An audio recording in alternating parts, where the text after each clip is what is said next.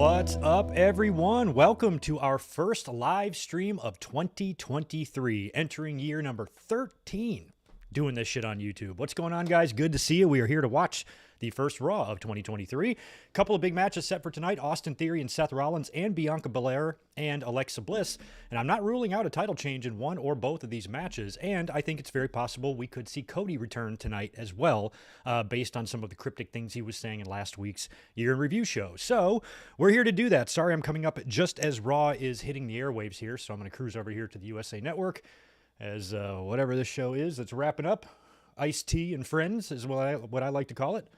And here we go, rock and roll. I meant to come up here like 5 minutes early to chit-chat with you guys. Didn't have enough time for that, so we're just here now. We got 3 hours to shoot the shit and hang out and watch the first Raw of the new year. Let's see how it is. I think it's going to be a decent show.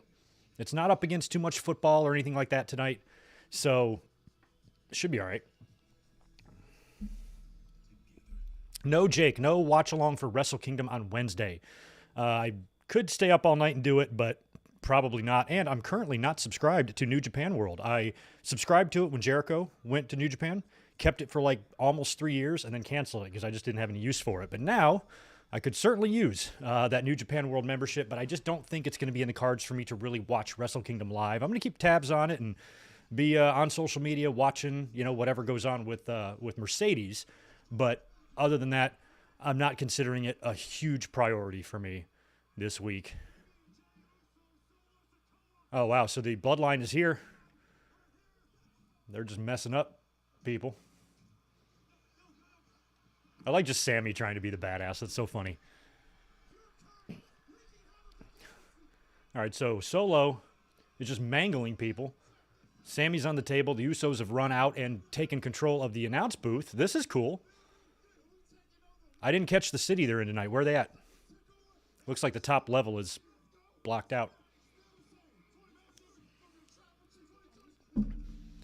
Happy New Year, West Coast. Happy New Year to everybody.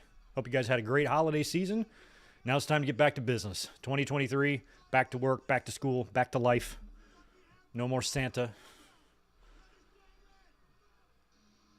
Here comes Owen. So they just completely destroyed the announce booth. And here comes KO. How's his eye look? Let's check out his eye. He got a shiner on SmackDown in the match with Cena. Oh, yeah, it's there. You can see it. Oh, yeah. All right, let's plant some more seeds here. I imagine that Kevin Owens is going to talk here on the mic, and maybe a couple of words get through to Sammy. I see you got your own microphone there, Kev. Don't open your mouth. Don't say Nashville. Thank you, Chase. I know there's a couple super chats in here I need to nail. I'll do that in a second. Thank you, Ramon. How about my 8-8 Detroit Lions? I think they got one more game left. They got to go into Green Bay and beat that fool Aaron Rodgers in order to have a winning record on the season and potentially even get in the playoffs. Didn't they start like 0-6? Maybe next year. Maybe they'll be a contender.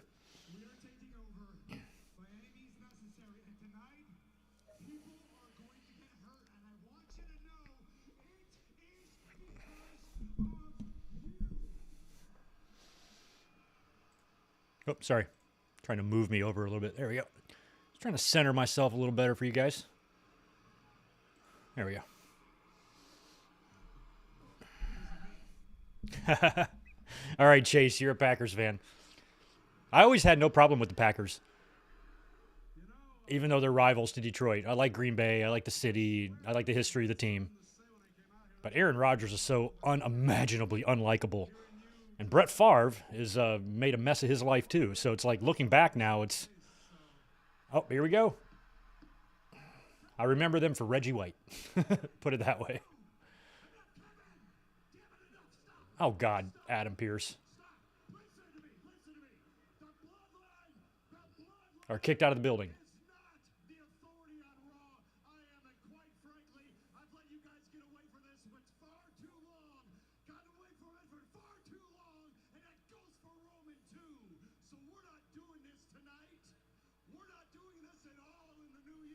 All right. You four are going to leave my ring and you're going to do it peacefully. Yeah. Listen. Bloodline. Listen to what the less handsome Greg Morgan is telling you. Leave the ring. He's not playing around.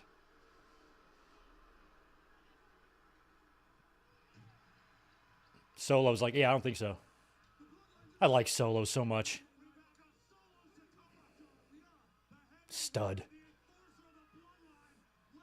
Solo's got those Umaga vibes, does he not?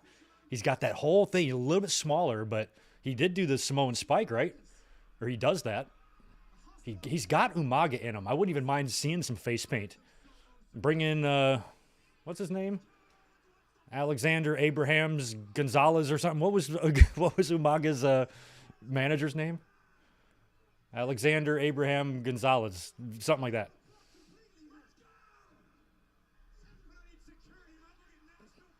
Here we go. Oh, here we go. Here comes Shelton, Gallows,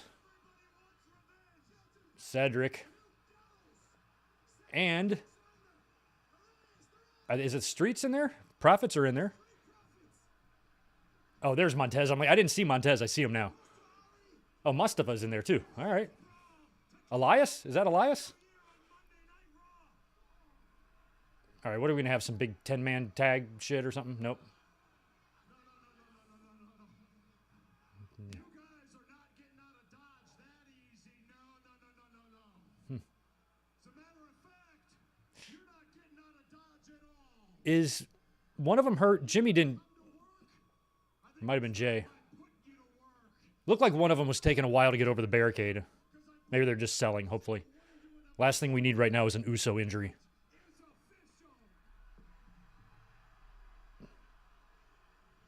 I was talking. What did Pierce just say? Let me rewind it. Oh, okay.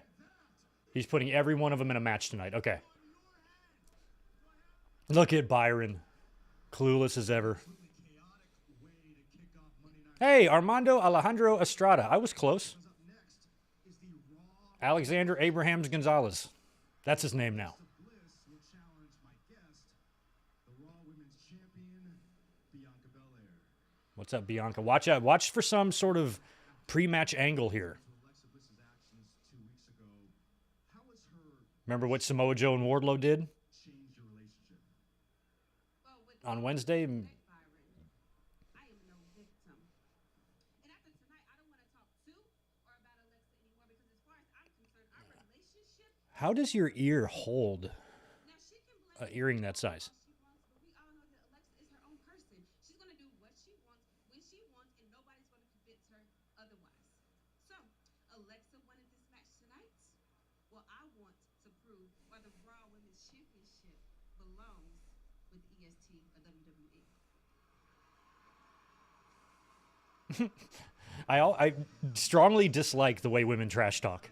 There's just something about their mannerisms or something. I don't, that type of thing. I don't know how to describe it, but it drives me nuts. Happy New Year, yeah. I was going to promise a championship night here on Monday Night Raw. We promised to start the new year off with a bang with fireworks. The bloodline delivered that, but we are just Yeah, if Rollins and Theory is going to be the main event tonight, could be a good spot for Cody. And they are saying that, a Cody and Rollins match is likely when Cody comes back. And that's pretty incredible. I don't really think you need a fourth when Cody won all the other ones. But, oh no, here we go. A look at Cody Rhodes tonight. So we're just getting a look at him.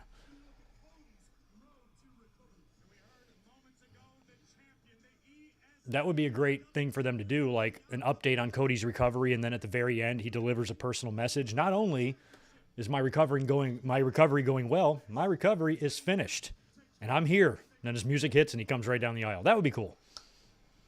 Because at this point, putting him in the Rumble, it wouldn't be a surprise. Most people, I think, ever since the day after he was injured, we were doing the math, and we were like, he's going to be due back at the Royal Rumble. So I think if they didn't announce his return prior to that and they just made him an entrant in the Rumble, sure, that would be great, but I don't think it would be a surprise like Edge or anything like that. I'm like, oh yeah, I kind of figured Cody would come out. So, him coming and returning on a night that's not going to be surrounded by so much other stuff at the Royal Rumble, you're going to have 2, 3, maybe even 4 championship matches. and 2 Royal Rumbles and a lot going on. A Cody return in the middle of that, maybe they want to do something else for him, and that could be tonight.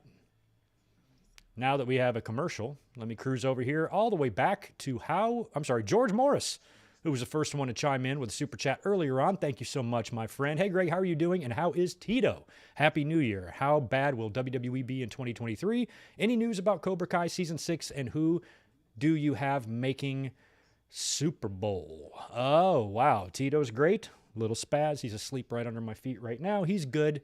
I don't know how bad WWE will be in 2023. This will be a really good indicator of, now that we are 6-7 months removed from Vince McMahon and that scandal and him leaving WWE, and Triple H had the rest of 2022 to kind of get himself set and ready. 2023 is going to be his first Mania, his first Rumble, all that stuff as him being head of creative, and I am optimistic. I am not sold on the fact that 2023 is going to suck in WWE. I still think it's going to have WWE tendencies and things that make us roll our eyes, like we saw on SmackDown on Friday with Charlotte coming back and them shooting the championship belt out of a cannon and directly into her face as soon as she walks in the door of any arena in that fucking company. Although, I was also in the arena for SummerSlam 2021 when Becky Lynch essentially did the same thing. So I don't know why those two are viewed as different. But Becky came back over after a year and was given the championship 60 seconds later. That's faster than Charlotte got it back when at least she had a match first with Ronda, and a promo. So those things I think are always going to persist, but I think 2023, I'm really excited to see how Triple H books Rumble, Mania, and more specifically Charlotte, because her coming back and winning the belt like she did on Friday was a very typical WWE thing to do, but there might have been a reason for them doing it like that, and that might become apparent as, the weeks go on here. That's why I said, hey, if you're going to put the belt on Charlotte, I'd rather do it this way, maximize a crowd response for her coming back on her first night. Maybe people wouldn't be so prone to shit on it, where if you booked her in a match, gave her a title shot immediately for 3 weeks later, then we had 3 weeks of boring fucking promos between her and Rousey, then they go into the Royal Rumble, have their match, and Charlotte wins. Cobra Kai Season 6, as far as I know, George, they have not started filming yet because the creators were working on some other project, but apparently once that was wrapped, they were going to start working on that in 2023 and hopefully to get the season released by the end of the year, but I haven't heard any filming rumors at all regarding that, so I don't know. Super Bowl. I don't know Super Bowl either, George. All right, here, what's...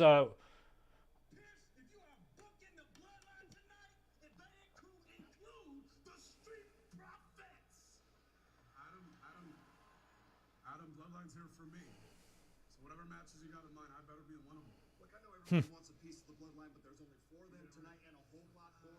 All these guys want matches. Look at Dolph's back there trying to get noticed. I don't care about Sandy. I don't care about the Usos. All I care about is Solo. That animal smashed me with the guitar. He tried to end my career. So tonight I want him. Elias wants Solo. That's a hoss fight. A fight with Solo. Nobody at ringside. I want to fight.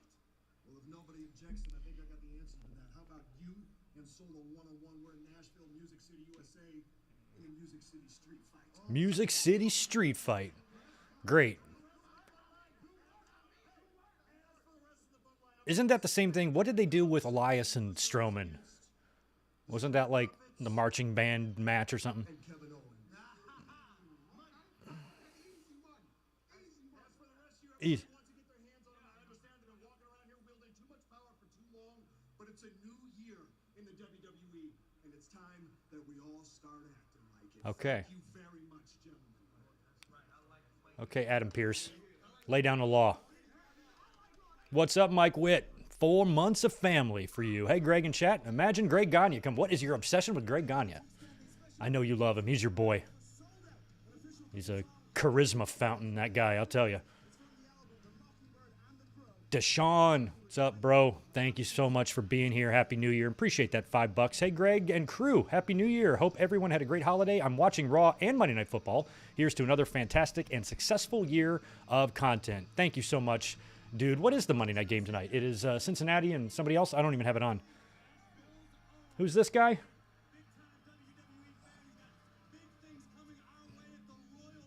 What's up, chubby Kid Rock? What's going on? Kevin, I'm not going to shit on the Packers if you're a fan. I'll try to take it easy with them. I'll tell you this, though. Every year that the Packers went to the Super Bowl, I rooted for them.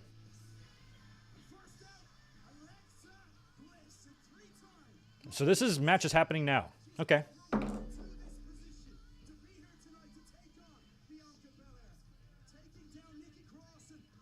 I feel like there could be... I feel like we could have a restart situation here. Something happens, Pierce gets pissed, comes out, restarts the match later, or in another segment, or maybe it devolves into an impromptu tag team match or something like that. I just don't know if we're going to get a straight match between Bianca and Alexa right here with a clean win. Or a clean finish. I just don't see it happening. Because it feels like they're finally planting seeds. Look at Alexa's looking at that thing. It's like they're planting seeds for Alexa, you know, in some sort of Bray Wyatt connection. She smashes Bianca over the head here. You'd think that's a heel turn. So, since they're kind of feeling like it feels like they're finally starting to remember Alexa Bliss exists again, not that Bianca should be dropping the title here. She shouldn't. But I also don't think just Bianca coming out there beating Alexa Bliss clean 1, 2, 3 in the middle. What does that do for her if they're finally starting to move and progress with her? That's why I feel like you got to have a screwy finish, like some sort of crazy finish in a DQ or something where you do the return match at the Royal Rumble, Bianca and Alexa Bliss. Or maybe even go as crazy to put the belt on Alexa, but I don't see it. I'm not taking the belt off of Bianca on the segment number 2 on Raw. No. But I definitely think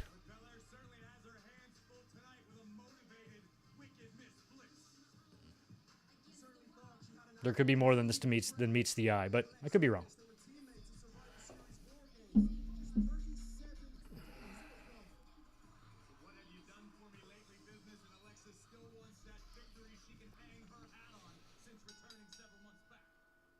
All right, here we go. Who we got next? Victor Colon. Happy New Year, my friend. Appreciate that $2. And Luigi DeRaw Gaming. Thank you so much for the $9.99. I might be reaching out, or I'm sorry, I might be reaching, but those that bar game show is still promoting Sasha Banks, and I think she is re-signing with WWE. Huh. I don't know what the hell she's doing. I don't think she's coming back to WWE. That show? Are you talking about that bar show that Nikki Bella does? That, I would assume that all those shows were taped and in the can months ago, or a long time ago. So they're just airing now. So I don't think it's... So if she was on there, you know, they're probably still going to promote it. But I don't know. I don't think that's really an indicator if she's coming back to WWE. I think if she was coming back to WWE, we would know that by now. And she is a free agent. She can do whatever she wants as of 2023. And I don't want her to go back to WWE because I want to see her in LA next week when I attend Dynamite at the Forum. All right. Yeah, I mean, if this is a fight, Bianca would fuck Alexa up. This is a real fight. Like, Alexa is just a little girl, you know, and Bianca's an athlete and a strong one. Look at Bianca. Come on, put up your dukes. Put up your dukes, Alexa. Oh, nice headbutt.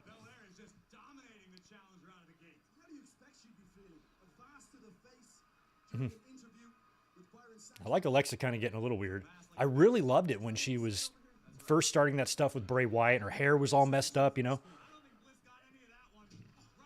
Yeah, so far, sloppy start with these two, but whatevs. Bills Bengals, thank you for that.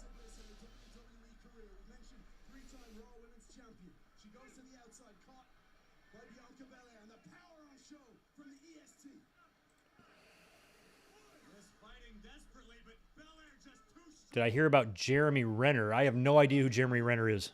I don't even know who that is. Hope he's okay. Oh, Sasha is on tonight with Brie Bella. Okay. Yeah, I just assumed that's probably just shit that they had already taped. I don't know when they filmed all that. And I don't know, I mean, it's done independently of WWE, so you would think that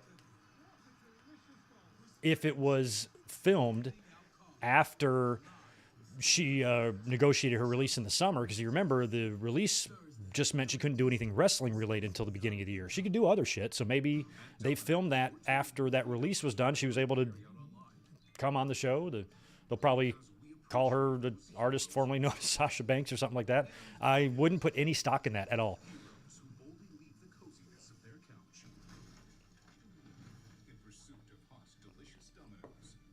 What's up, Clyde? Also good to see Crazy J in here as well.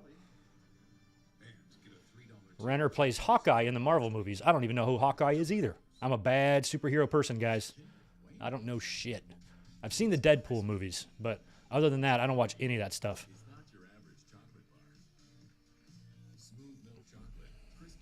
What's the one with the guy with the glove and the stones and all that? Like, I don't know anything about that stuff.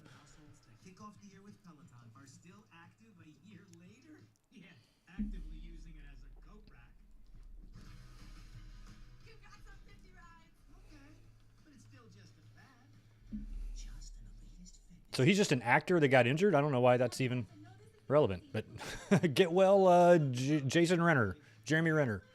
Let me look him up. Oh, him? Oh, yeah. I know who he is. I guess I just didn't know his name.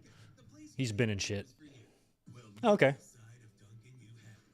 I remember there was a movie in the 90s. He was really young. It was like a spring break type of movie, some stupid juvenile kid movie about high school. And he's like a loser senior or something. I remember that's the first time I ever saw him, like in the mid-90s, whenever that movie came out. And then he became a pretty serious actor after that. Elizabeth, one night had the idea that we would watch The Hurt Lock or The Hurt Locker or something. And it's one of the only times where I just couldn't do it. I like an hour through the movie, I'm like, I just don't like this. It's not interesting to me at all. And we turned it off, watched one. And it's a good movie. People like speak highly of that movie. Just some movies don't click with me and I'm not interested in them. And I did not care anything that was going on in that movie with the cars and the bombs and the war and whatever was going on there, just couldn't have given a fuck. So it was just extremely boring to me. But that's me. It wasn't boring to a lot of people.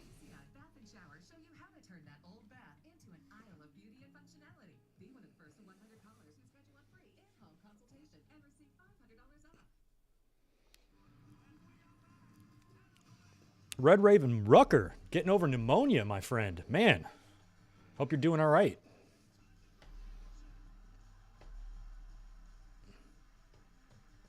Yeah, Smitty, I kind of have a feeling this match might be screwy, too. It just kind of gives you that vibe.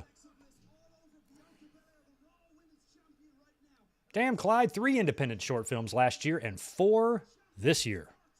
Damn right, I'll stay tuned.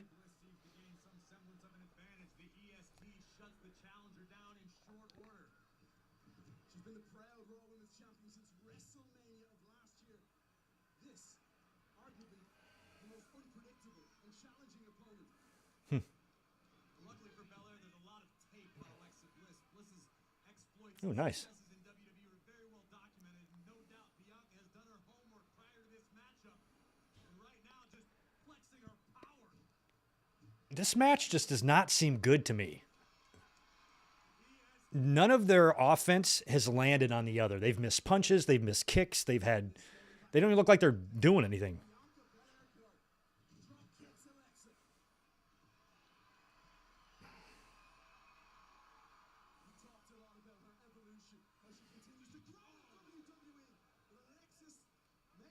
All right, Bianca with the post shot. Alexa is happy. Classify this as smarts, KP.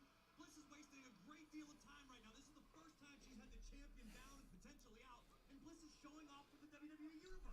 Now is not the Yeah, don't get me wrong. I'm Team Bianca. I think she is a super duper star. But this match just isn't doing it for me so far. We'll see if they pick it up in the second half here when Bianca makes her comeback.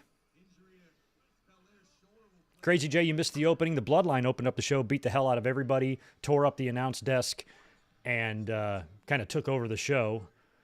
And then Kevin Owens came out. A bunch of other wrestlers came out. Adam Pearce came out, yelled at the Bloodline, and told them all they're going to have matches tonight against various members of the roster. Elias, I think, is going to get Solo, and Owens is getting somebody. It might be Owens and Profits against Sammy and Usos. I forgot what Pierce said, but something like that's going down.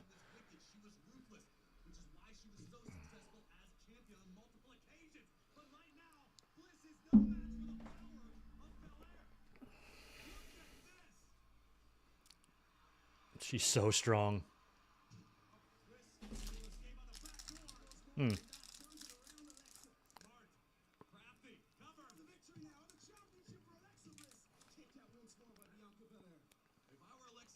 Little adult gummy bear. Made for adults.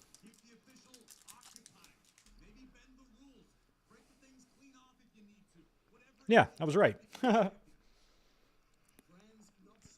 Without even thinking, without even hearing what Pierce said backstage, I was like, well, Owens and Sammy, I don't think they would do that match one-on-one.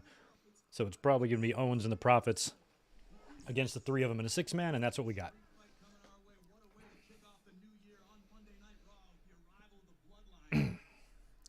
Matthew, where can you watch the matches, like the Monday Night Raw matches? USA Network on your cable TV remote. Should be a button on there that says Guide. When you see the guide, it says all the channels. Search for USA. And then you should see Monday Night Raw light up. You'll probably then want to scroll down to that, push Enter, and that should turn Monday Night Raw on. Unless you're outside of the country, then it might be a different channel. I would use the search option on your television. Should be able to work it out. Best of luck to you.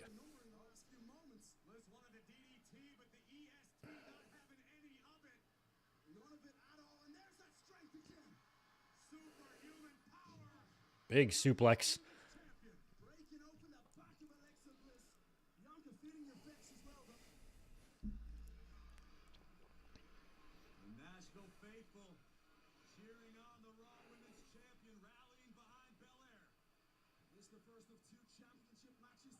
Yeah, well, I mean, they got this one over early, so Seth and Theory definitely could be the main event. You know, like if Cody came out, I also don't know, it's going to be tough to book that match because I don't know if they want to take the belt off of Theory since they're finally booking him properly. But at the same time, I mean, do you want to give Seth a loss like this after the year he had last year and the fact that he's been rumored to be involved in title storylines this year? So I feel like you should have something happen in that match to give a screwy finish. Cody showing up could be a distraction to Rollins and he could lose, but why would Cody come help Austin Theory? And why would Cody have a reason? Is Alexa busted open? Is her nose bleeding? I think it is. Ugh.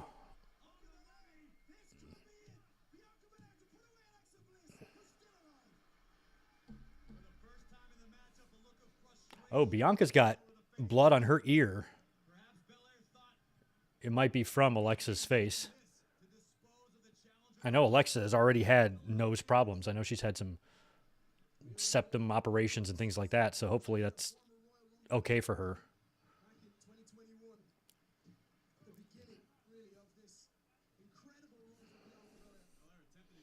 Lashley getting involved could happen as well, but I think, oh, God.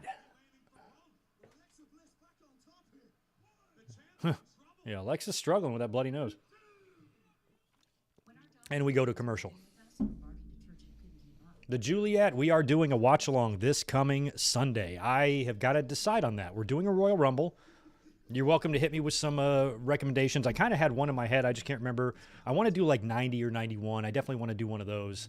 I think 2007 would be fun. But we've done a lot. We've done 2001. We've done 2002. We've done 2000. We've done 97. We've done... I think we did 93. We might have done 93. We did 94. Maybe not 93.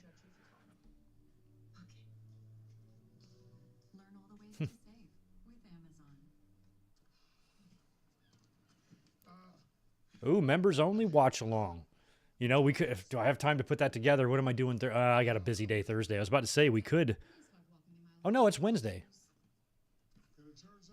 Yeah, that would be tough to do before Dynamite.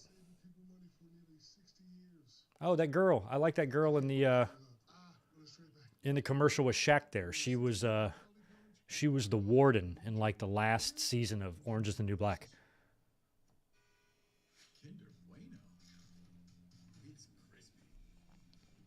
Oh, 2005, we did kind of watch. Right before I started the watch-alongs weekly, we watched the match. Just the match, not the entire pay-per-view of 2005.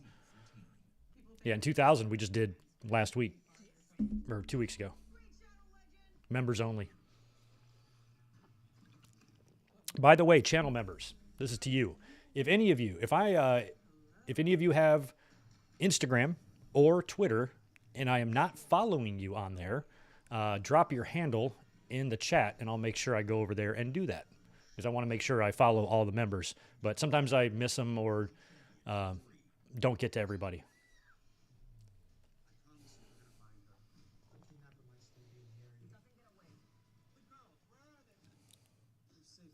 Just make sure whatever I see on your timeline is safe for kids, please. A couple of you, you know you are. I'd like to interact with you more, but some of the stuff that's on there is just something I can't be sharing or promoting.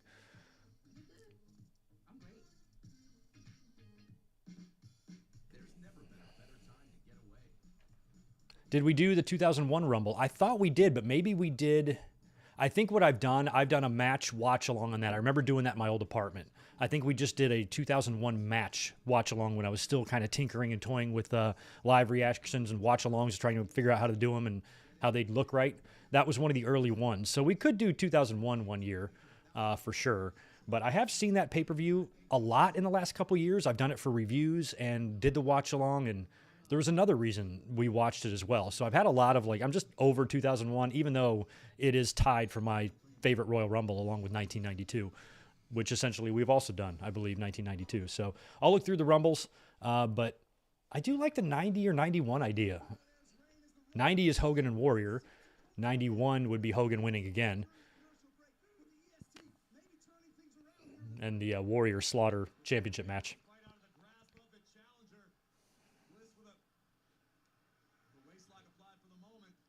Hmm.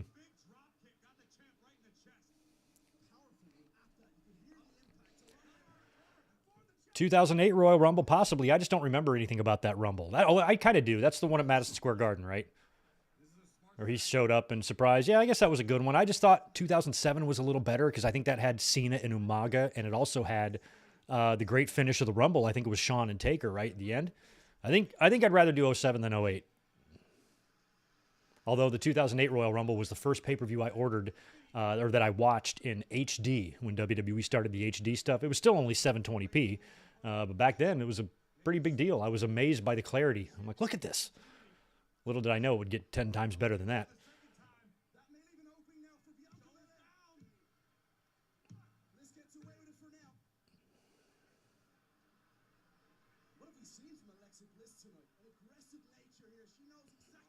Oh, wow, look how strong Bianca is.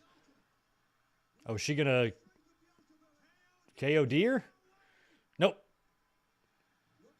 Alexis. They just take too long to set up their moves.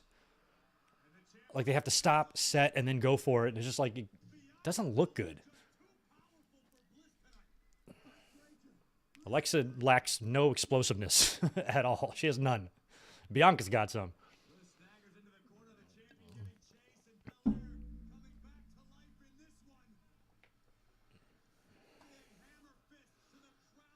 Yeah, the Jericho-Benoit ladder match in 01 was one of my favorite ladder matches of all time. That would be a good pay-per-view to watch. Maybe we'll get to it. Alexa using the braid. Good for Alexa gutting out the... looks just like a bloody nose. I don't think she has broken it. Hopefully not. It's my championship. Look at the girl with the belt. She looks terrified. Uh-oh, look at her. Look at Alexa. Oh, look at that. I didn't see the guy behind her. See, Uncle Howdy? I told you something's going on. Who is the guy?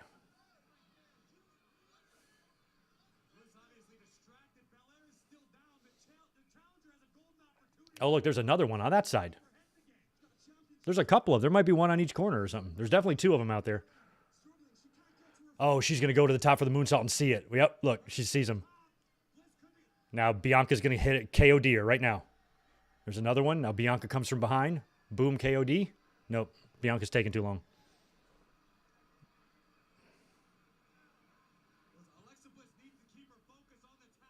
I mean, Bianca is selling a little bit too much here. Oh, uh-oh. Oh, no, it hurts her. Ow. Ow. Yeah. Oh, another one. Ooh. Ooh. Poor Alexa. I like this. Now, oh, yeah, there we go. Ooh, lucky ref. She's going to town on the referee. See, now this I can live with. I just didn't want any sort of just match and clean win for Alexa. Something they've taken the time to plant the seeds of a Bray and Alexa connection. So you got to follow up on that. And so that seemed like it has triggered Bliss into a much more violent and aggressive. I don't know if we've gotten an official. I mean, obviously she's going to be DQ'd for beating the ref up, but I think the ref is too injured to ring the bell.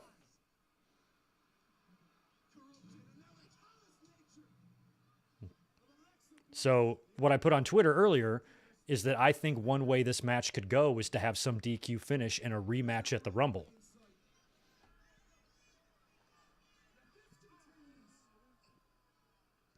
Terrible looking DDT as well, but whatever. It is what it is.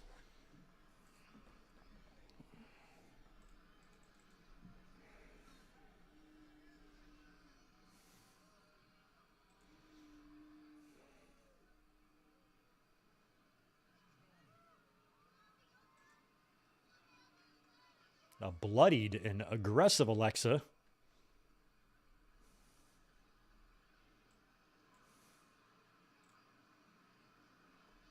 There you are, MJ Parker, found you. I'm assuming, yeah, that looks like it's Instagram.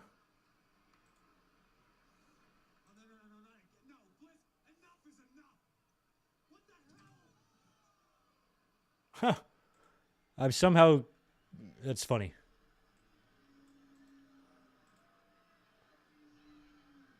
Yours is in a different language. I have to Volg you? Let me see if I can get it back to my language. Huh? Oh, yeah. English. There we go. Follow. There you go. Hit you, buddy. Yeah, Bianca's also bloody, but I thought that might have been blood from Alexa Bliss. Looked like Bianca's ear was bleeding. No, poor Bianca. Oh, yeah, she is busted open the mouth. Never mind. Yeah.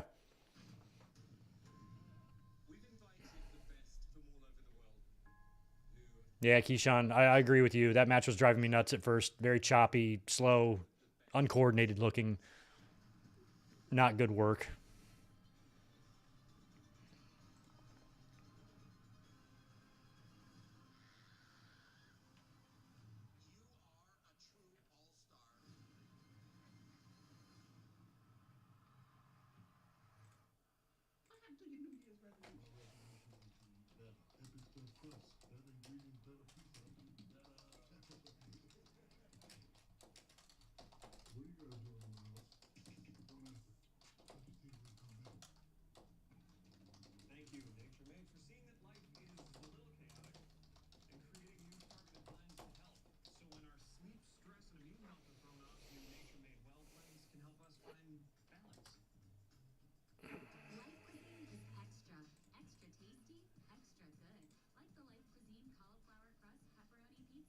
Cauliflower crust.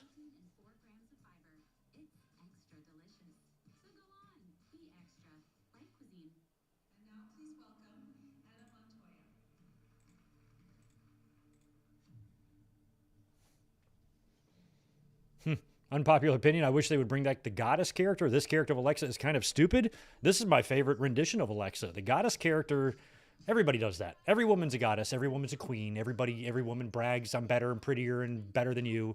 It's been done to death. Every woman's character is like that, if you've noticed. So Alexa is a different twist, you know? Let her be a little bit mentally unstable. We've already seen her go through the therapy sessions on TV.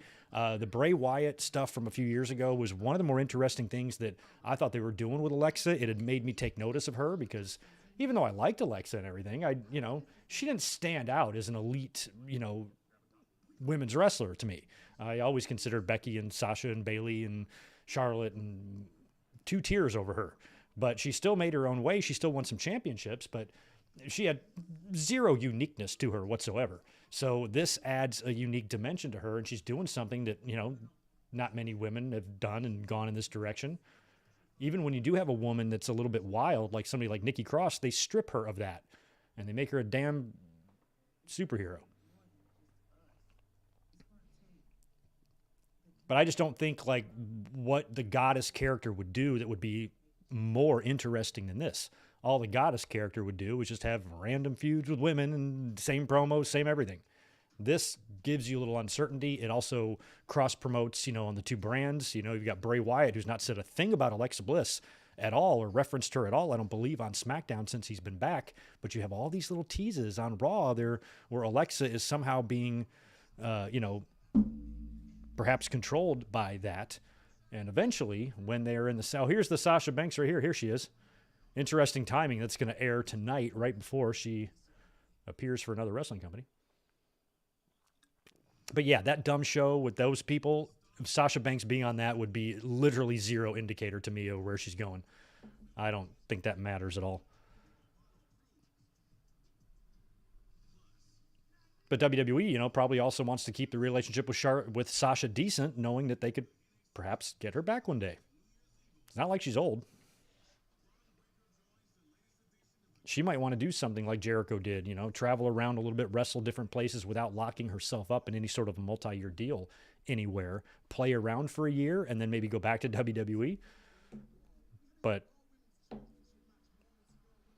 if I'm a talent, I don't know if I'm really wanting to put my name down for 3 to 5 years on a contract right now if I'm in Sasha's position. All right, so Alexa seems to be...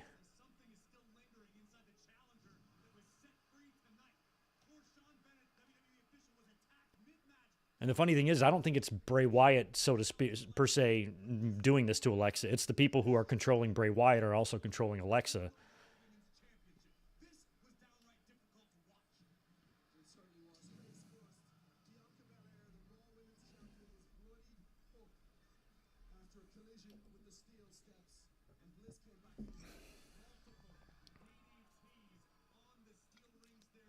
That must have been where Bianca got a little bloodied there.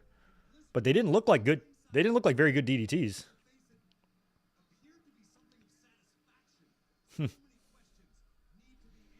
Why are they like shocked that Alexa is acting a little weird? Like she hit the girl in the head with a vase last week or the week before, whenever that was. Now they're shocked that she can go a little nuts here and there. Should have been prepared for that, Bianca. Do your homework, girl.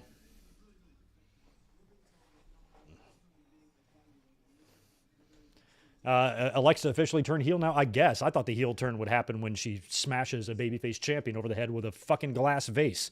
But apparently that wasn't it. This should be it. I don't know how else you define a heel turn if that wasn't a heel turn.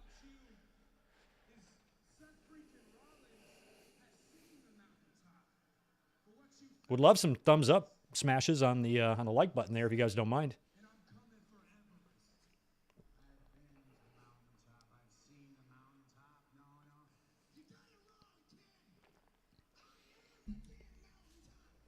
If John Cena is going to have a match at WrestleMania, I'd almost rather see him in there with Theory than Logan Paul.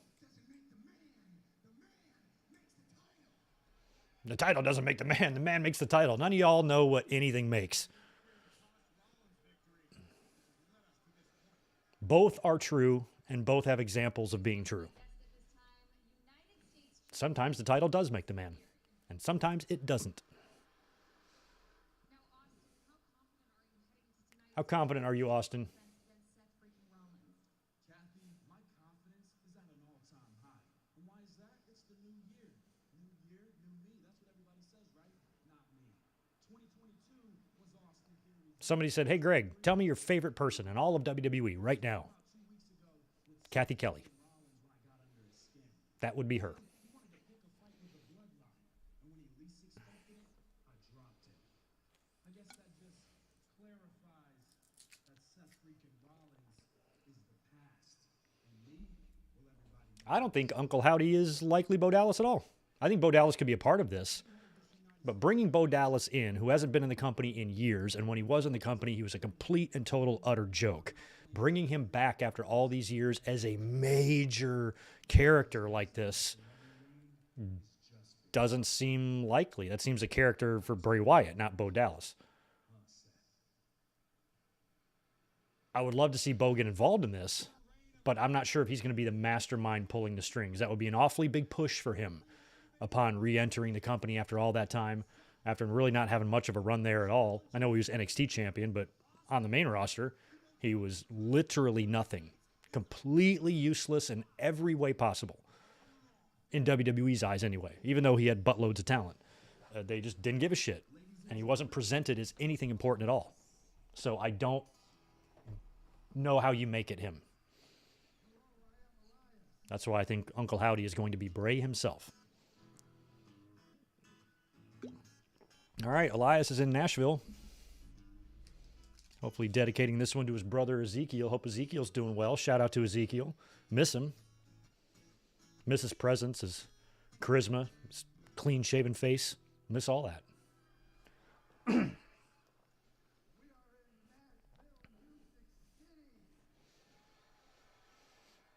Yeah, they could not acknowledge Bo's history, sure, but this is 2022, not 1997, and I still think even in 97, the casual audience did not know that Kane was Isaac Yankem until they heard it or something.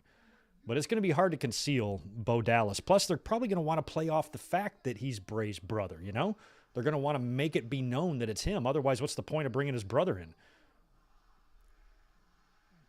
He's an actual family member. You need to acknowledge that if Bo Dallas is going to be a part of this at all.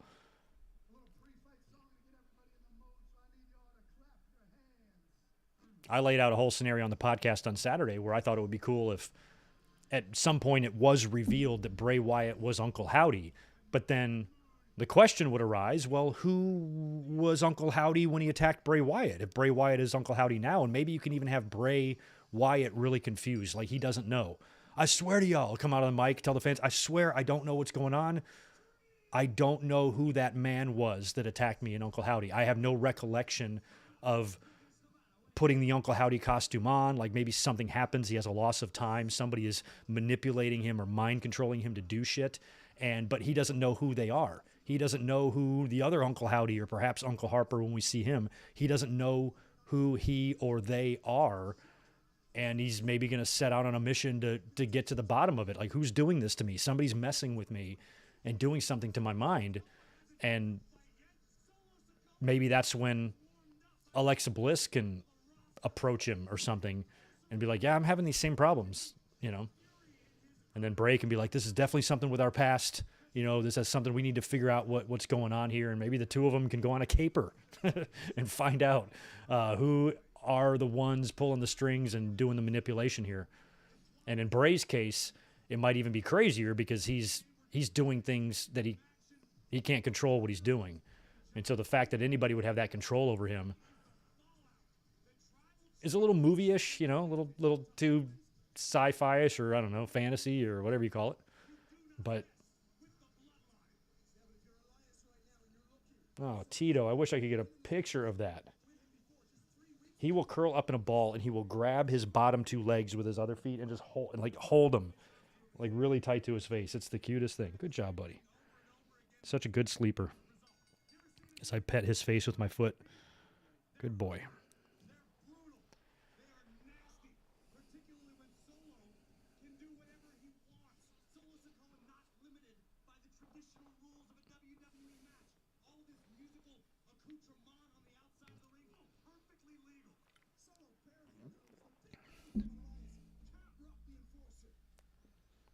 What's up, Chaz? Good to see you. We're doing great. Just chilling out, watching some Raw tonight. Kicking off the new year. Glad you're here, though. You haven't missed too much. Although Alexa went nuts in her match. I'm going to try to get the football game on over here. Did you see Top Dollah's diss track on Ricochet? He's so annoying. Give me Max Caster over Top Dollar any day of the week. There we go.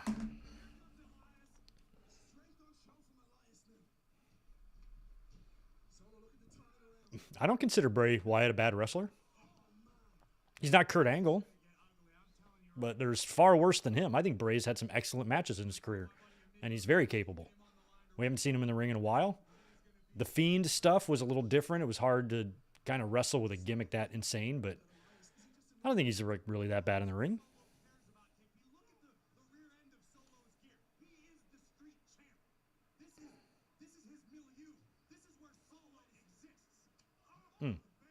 Although he's been in the WWE, for a while now too. That match at WrestleMania 30 was 9 years ago against John Cena. 9 years. I remember when The Undertaker in 2000 was celebrating his decade of destruction, and I remember thinking, "Wow, Undertaker's been in the WWE for 10 years." I remember thinking that was a really, really long time, and it kind of wasn't.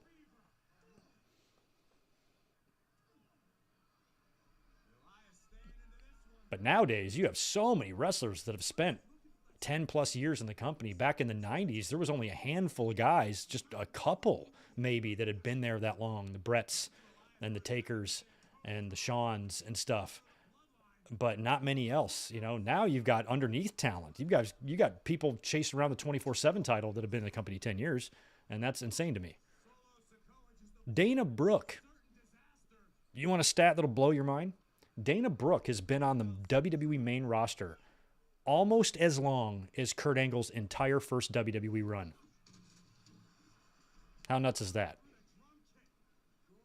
Kurt Angle's run, even though it was short in WWE, felt like a lifetime.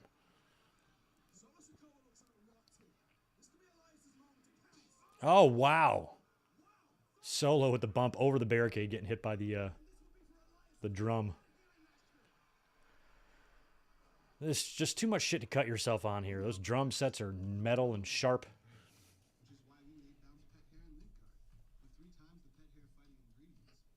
Renee is going to be on the Rachel Ray show. Rachel Ray, like the cook? I forgot about her. I used to watch her show sometimes on the Food Network way back in the day.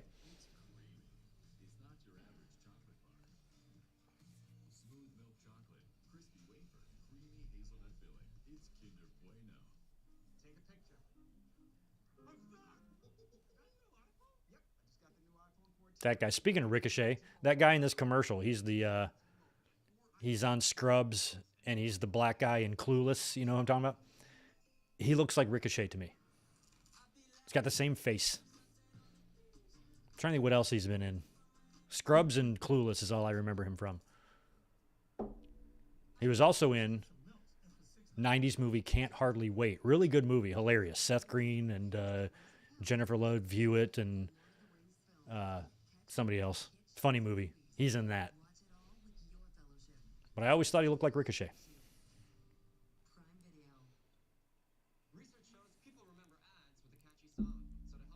I did see a little bit of the controversy with Kurt Angle and Karen Jarrett. I thought Kurt and Karen had, it's about as good as a split as you could have. They even kind of worked that into the Jarrett angle, right?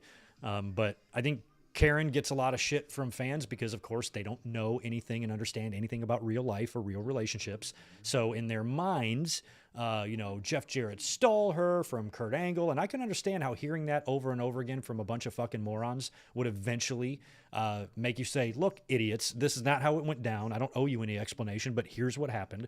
I don't see any reason for Karen to, in 2023, lie about affairs that Kurt Angle had. So I believe her. I believe that relationships go through trouble and they had their problems. And some of my favorite wrestlers ever were extremely unfaithful to their wives. So I can't really draw the line there, because if I did, I got a heck of a nerve having Bret Hart as my favorite wrestler.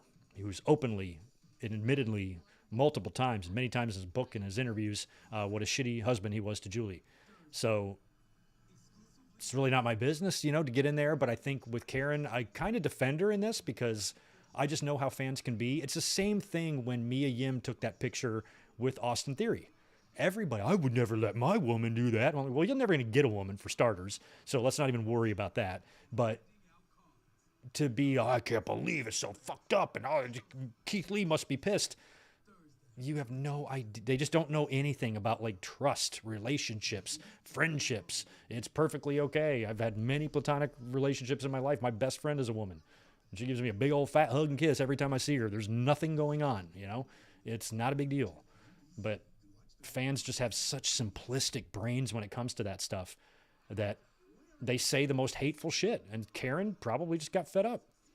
Good for her. She's done a good job about keeping all this, you know, mostly private up until this point. But I know the daughter that, I think it's one. Is it one kid or two? I don't know how many kids Karen and Kurt had. I know it was one for sure. But those kids are close to being grown up now and a little older and shit. So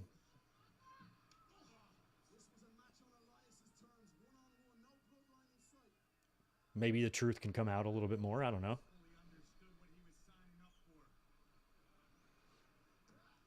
Oh, Jesus Christ. I would not want to take a bump into a drum set. Like, you felt drums before. Like, all the shit on them, the metal stuff, and the... Elias is definitely cut up a bit on his arm. 2 kids. There. Thank you. But the one kid I know he was having around the time of WrestleMania 19, so that kid's got to be 24 years old now.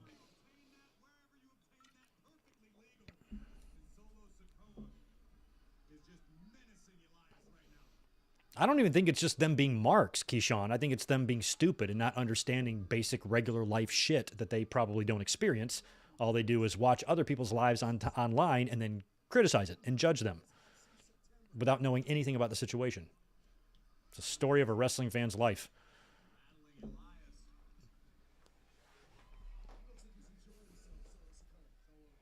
I like that they have Music City Street Fight graphics all over the place.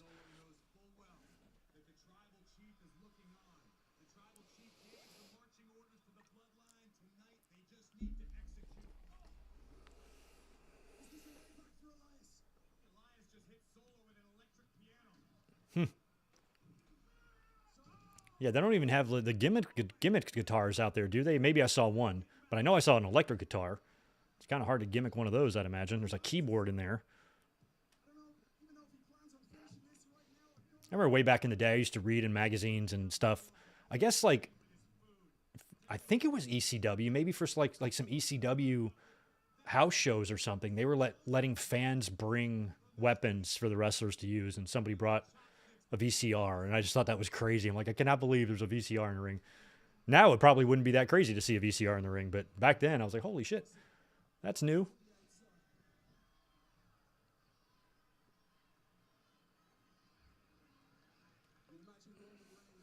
Street fight in my house? No way. I probably have room for it downstairs. We got a nice open area down there, but up here, man, I'm not going to let you bump into my DVDs.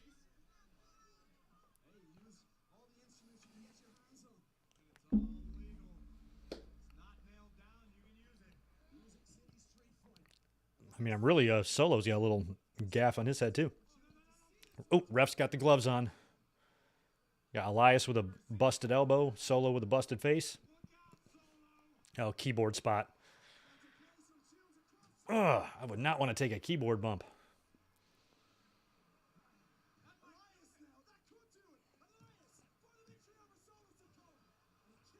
Come on, Solo. Well, this match, you can't really... the last match was incidental blood. I don't think any of it was on purpose. Perhaps the Bianca stuff was on purpose, because that seemed really visible on her face.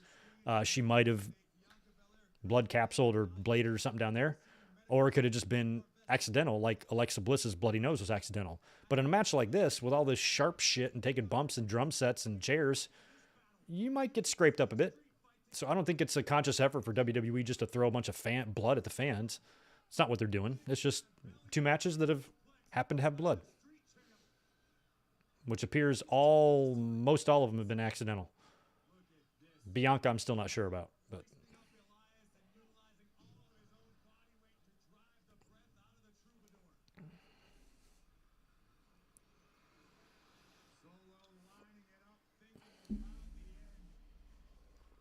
There's a dude in the front row with a U.S. title spinner belt. Why would anyone buy that? Oh, Solo with the... Hey, you're a Samoan. Even hitting the post shouldn't affect you. Hit him with a tambourine. Hey, Mr. Tambourine Man, play a song for me. Bob Dylan? Anybody?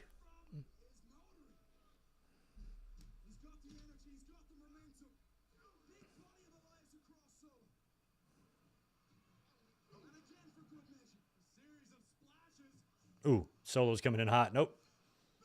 Spine buster. I would hate to wrestle in jeans. I would go out of my mind. I would be so uncomfortable. I would not be able to concentrate on my match because I'd be so fucking uncomfortable.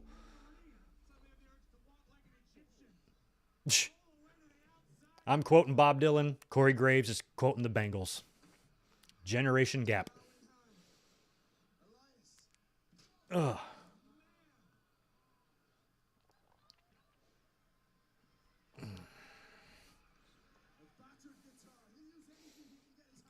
Anything he can get his hands on.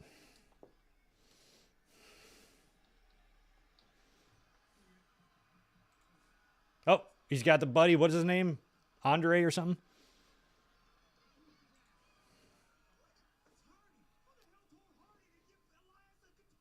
Hopefully it's gimmicked. Oh, no. Big super kick.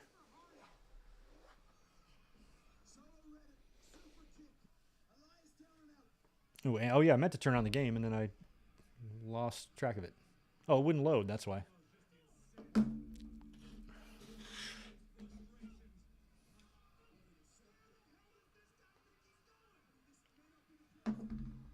Oh, he's in the ring now, this guy. So does anybody know who Andre or Hardy is? Solo no-sells it. Yeah. You're a civvy getting in the ring with a Samoan. Think it through, chubby Kid Rock.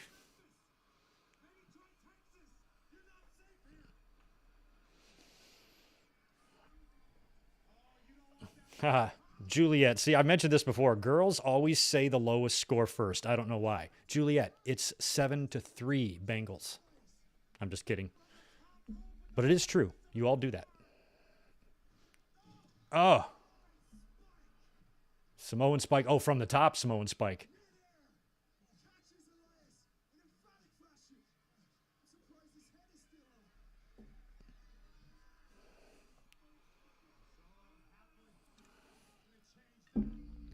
Oh, God. What's he going to do? Uranagi him through the piano?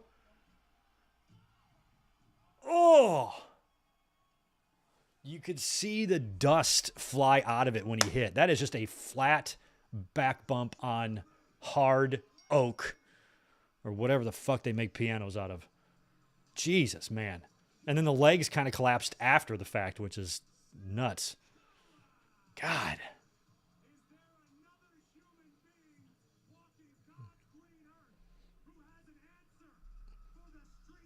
I feel like the Bloodline's going to run the table. I think Owens and Profits will lose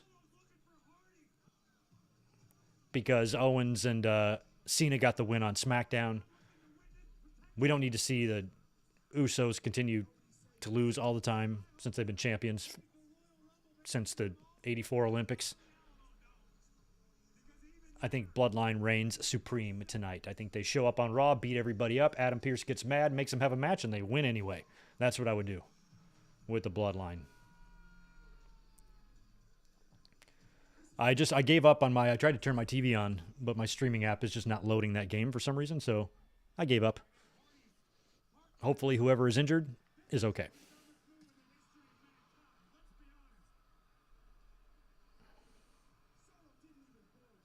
Solo didn't even budge. Well, I know nothing about Hardy. I don't know any of his songs. I like his brothers. Matt and Jeff are great. God, that button just... Oh, my God. That was a gnar slam.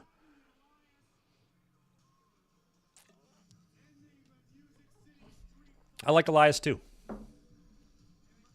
Elias has had a lot of those type of matches.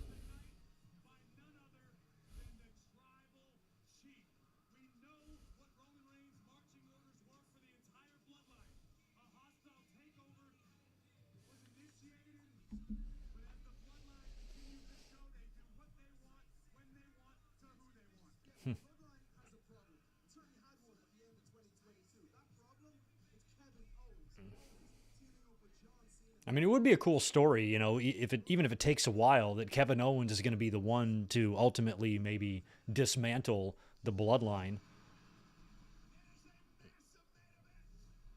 I mean, he's going to be probably part of the reason why Sami Zayn gets booted out of the bloodline eventually. Then you definitely have something you can do in the Elimination Chamber in Montreal. And then if Owens and Sami do team up to face the Usos for the tag titles at Mania, you know, that would be a 3-month, 4-month issue there or more of Owens dismantling the bloodline bit by bit.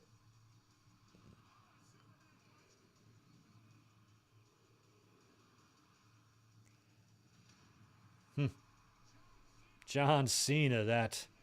Oh, the glare. The glare from John Cena's bald spot. I'm sorry, guys. It's blinding me. Jeez, I can't see. Okay, they got the camera off of him. Whew. It's hard to see when the light hits that skin. It's like, oh, right in your eyes. It's okay, John. You lasted longer than I did. That started happening to me when I was like 28. So I was like, okay, I think it's time to give up on hair.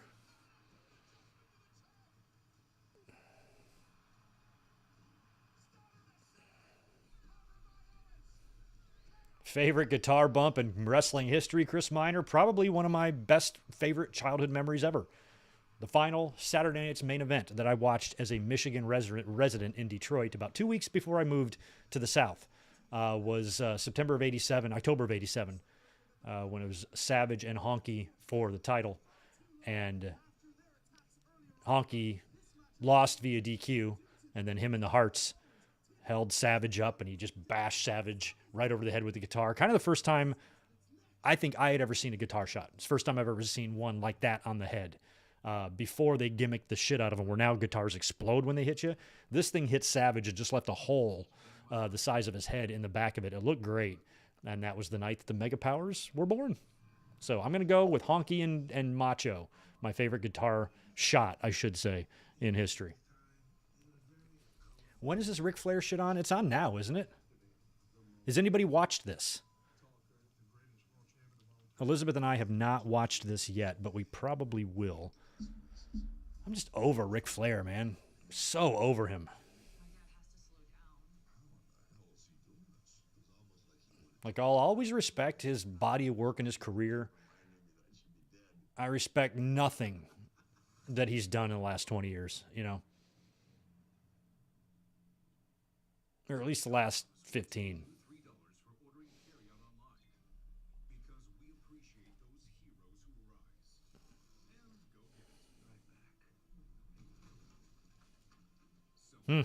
Mike Witt, imagine Usos winning at Mania. Then the next night on Raw, open challenge, and FTR comes out and takes the belts. Love that idea as a standalone idea. Just when you read that sentence, oh, that would be really awesome. But what a terrible way to blow the payoff of Owens and Sami Zayn getting together and, you know, taking down the bloodline, and Sami getting revenge on his former family that so violently exited him from the group. To sacrifice that for FTR, I wouldn't do it. But I do like the idea. I just wouldn't want that to happen after the Usos beat Owens and Sami, you know? Any other time, that same exact scenario would be great. But I think Owens and Sami have to take the titles at Mania. What a moment. What a great moment for them, you know? Imagine being able to do that with your friend. I mean, Edge and Christian got to do that, you know? And Sami and Kevin is the same thing. They're like the new Edge and Christian. Known each other for so long. I don't know what it is about Canada, but you form those bonds up there. I don't know what that's all about, but apparently friendships stay strong in America's hat. I'm going to go get another cold beverage. I'll be right back.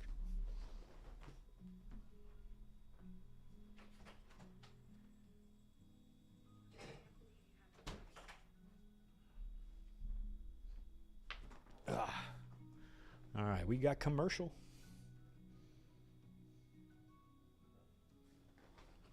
Yeah, Tatanani, I think you're right. Nothing new in the documentary. Probably just a lot of shit we already knew. And as is the case with a lot of documentaries now, especially WWE ones, is they're just retelling of stories we already know.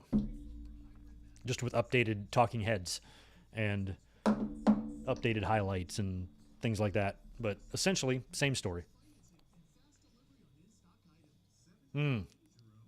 So this injury on the Bills game sounds to be pretty bad. CPR.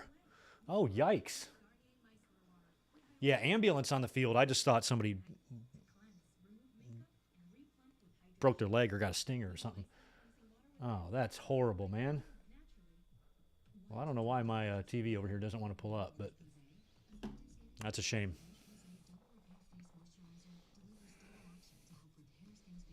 Brood Edge versus Demon Balor at the Rumble?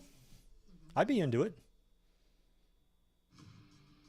We've kind of already seen Brood Edge. He's kind of come back and done the entrance, right? He did one at SummerSlam when I was there last year. Or wait, the year before last. Oh, okay. Nope, I did not. Oh, God. So he collapsed? Was he on the field or was he like on the sidelines? I'm trying to pull up the damn game. I'm not seeing anything. I can't get it to do it. It's not cooperating with me. I bet, man.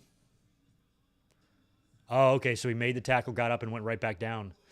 God, I hope he's not having a heart attack or something. Oh, man. That's terrible. I really wish I could turn on the TV. I'm going to reset my my Roku stick.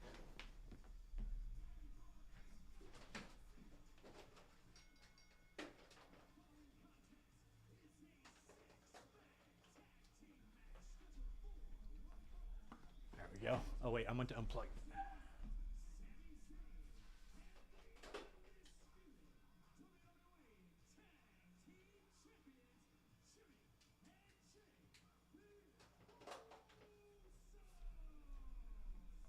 All right, here come the Usos. It's six-man tag time now. All right, I'm going to try to pull the TV back up once my Roku resets.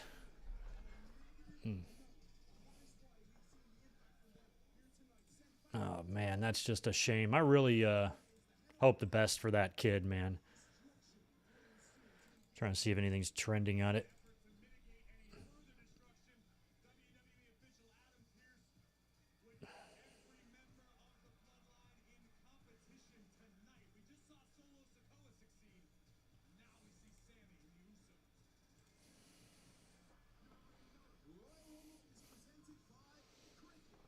I bet they don't. I wouldn't give a fuck about this game right now either, especially if you see one of your comrades fighting for his life.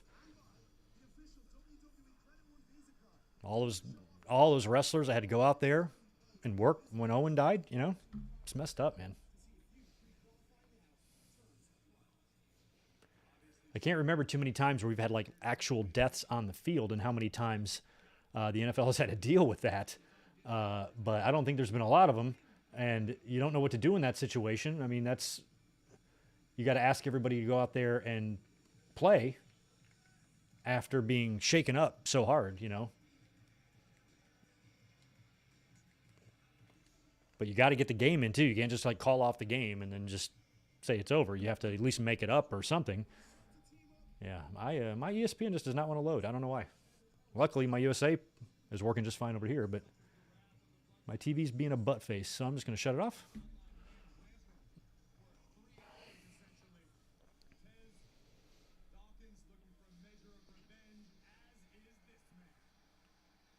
Okay, so they're not show. So they probably just have a lot of crowd shots, not letting anybody know what's going on. I'm curious what happened to him, if that's some sort of medical problem he had or a heart attack or stroke or something like that. I haven't seen the video, but it doesn't sound like he hurt himself on the tackle. But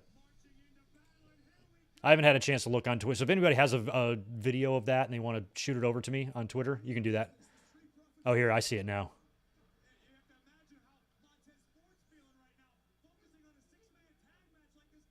Yeah, extreme amount of urgency in treating injured Bills defensive player Damar Hamlin. Ambulance on the field. at Paycor Stadium. Yikes. Oh, man.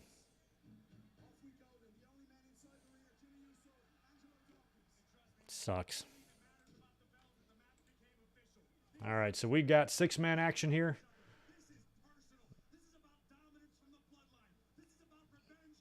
Oh, I was like, what are the Profits wearing? Tennessee Titans themed gear? Come on, don't suck up to the crowd. Fuck Nashville. I mean, the only thing really good about Tennessee is, nothing.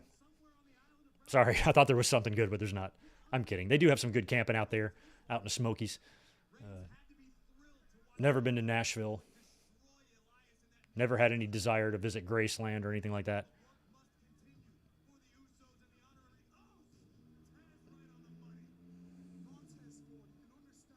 Although I did like the Arrested Development song, Tennessee. Tennessee, Tennessee, Tennessee. Who remembers Arrested Development? They were great. Mr. Wendell. Everyday People.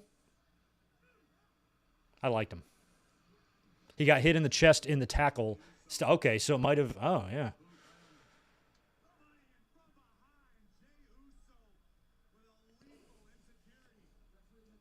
Yeah, Deshaun, that's Kevin Patrick, and he's been on the Raw call here for a few weeks in the last change. I think what we're watching right now with him is them giving him a chance, but I think if he continues to be as bland as a fucking saltine, then they might make a change. But I do think you need to allow commentary teams to find their niche, find their groove, and adapt and formulate their chemistry and stuff.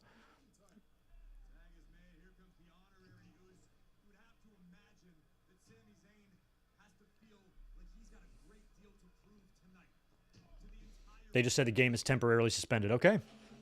It's going to have to be, you know.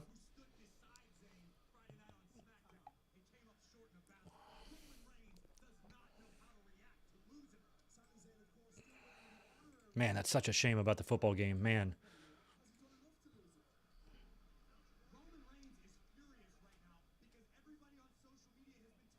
Gangsta Boo, original part of the 3-6 Mafia, found dead in Memphis. Didn't know about that either. Don't know much about 3-6 Mafia. I remember them.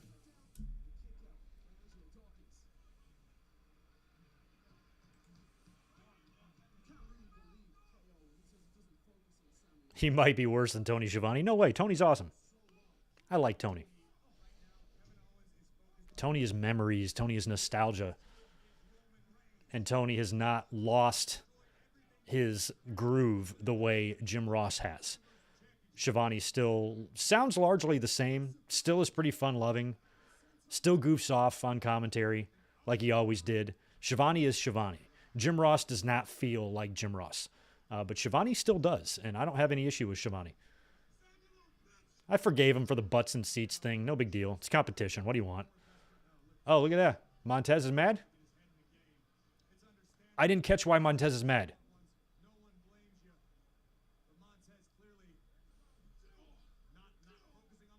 Why is Montez mad? I missed all of this. Is he mad at Owens or something?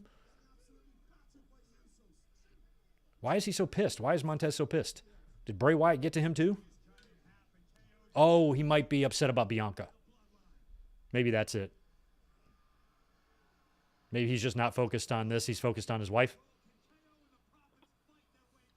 I like that. I like that they're acknowledging that, although they might not be married. Maybe they are. I forgot if Bianca and Montez are married.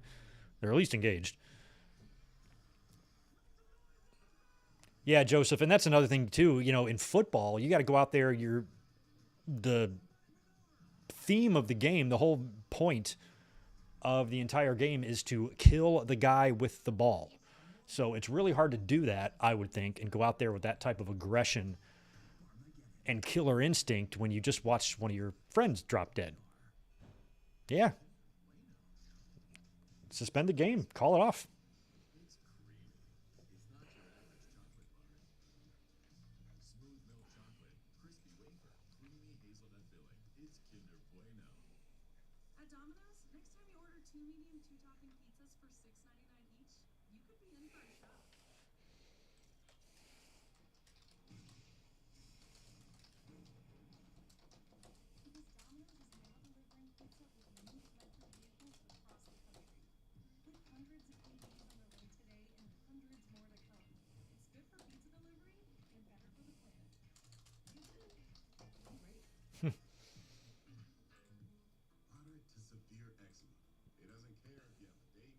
The game has been suspended. Good.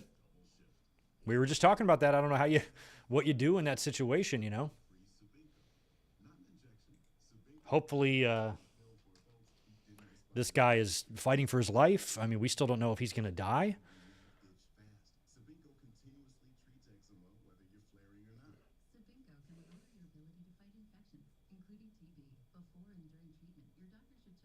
Yeah.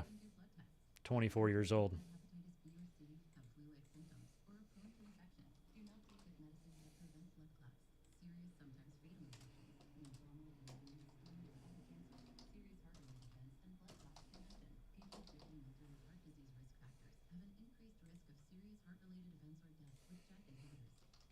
time to get out in front of eczema. Ask your doctor about once daily Sabinco.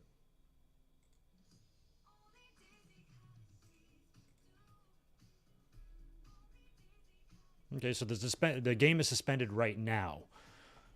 Maybe they're thinking if they wait an hour, they might get some word that he's stabilized or something and give the team some hope. Maybe that's what they're waiting for. I don't know. It sounds like both teams have hit the locker room, so that's a shame. Ew, cottage cheese is disgusting. That's the commercial I have to watch right now. I'll be right back.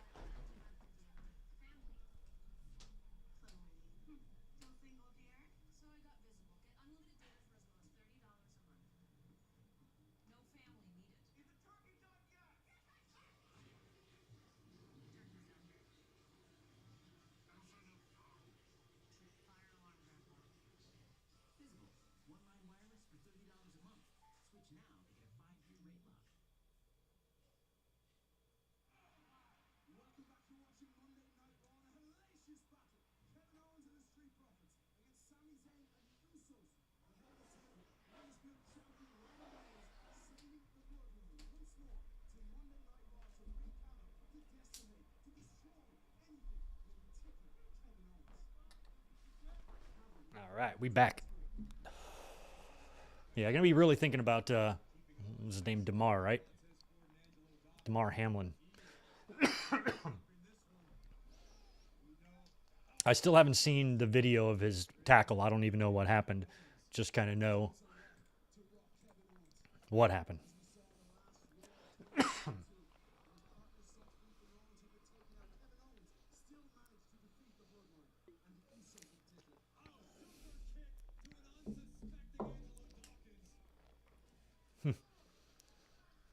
Montez still super distracted.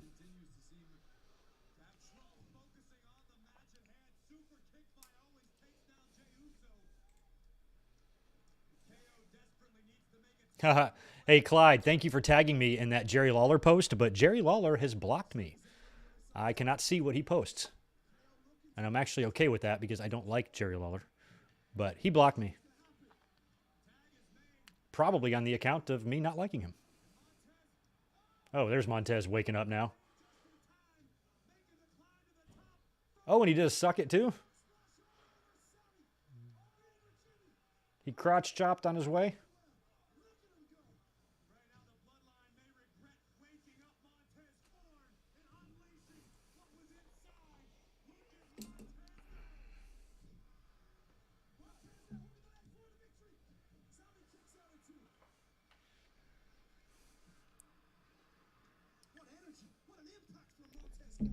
What's the joke about the snail who drives a car with an S on it?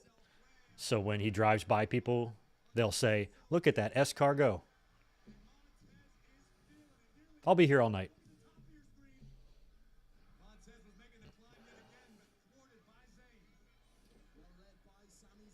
Okay. Oh, okay. So Lawler's speculating, yeah, because he kind of had the same thing happen to him.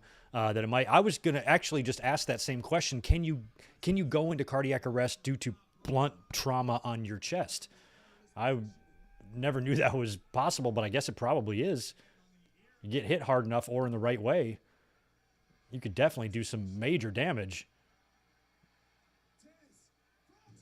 Hopefully the fact that this kid is 24 and it happened to him somewhere where he's surrounded by medical professionals and they can get him out of there and get to him quick, maybe that's going to be enough to save his life. but it doesn't look good at all for him.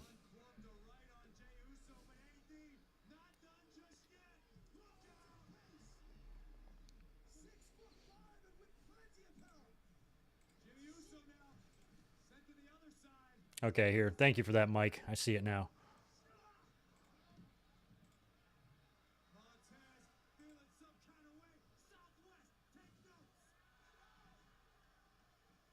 Oh, yeah. Oh, God. Oh, God, yeah, he went down hard.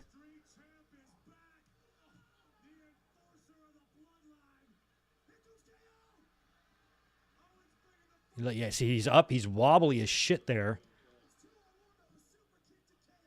And he just went back and his head hit, too. Oh, that's just gnarly. Such a weird thing to happen. It wasn't even like a headshot. He was extremely weak legs. Yeah, he was actually kind of the one who got hit, and then he turned around and dropped him. Oh, yeah. Yep. Bloodline wins, as predicted. Sami Zayn with the pin.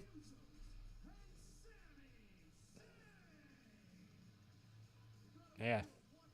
Yeah, Kevin Owens, you won on SmackDown. You're not going to come on to Raw and win again.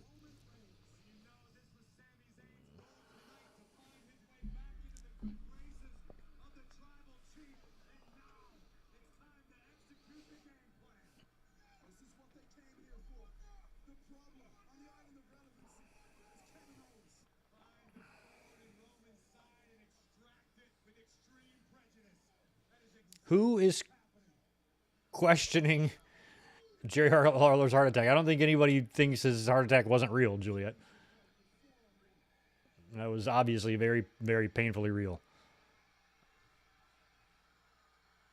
Oh, I was about to say, who's coming? Oh, no. McIntyre and Sheamus. Fans are jumping in the ring.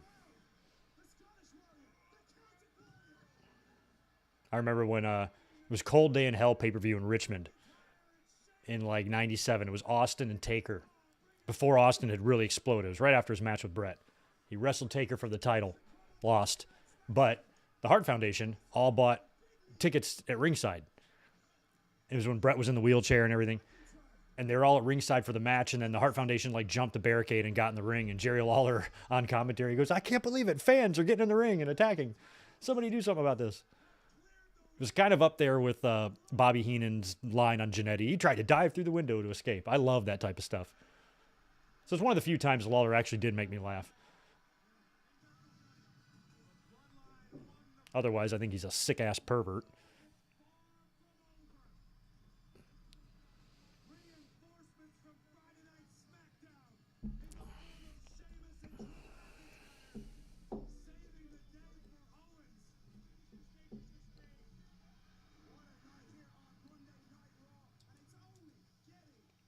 Oh, we've got Loomis and Gable up next. Okay.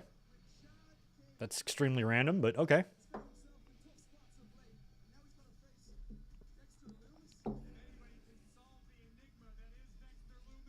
Yeah, sad to hear about AJ Styles, too, who's got injured and going to be missing the most time he's ever missed in his career, which implies that WrestleMania is in jeopardy for him.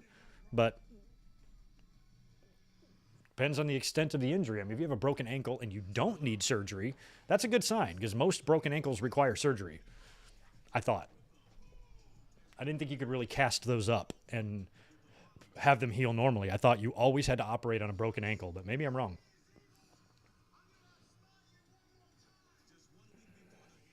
What's up, buddy? Don't damage my wires down there.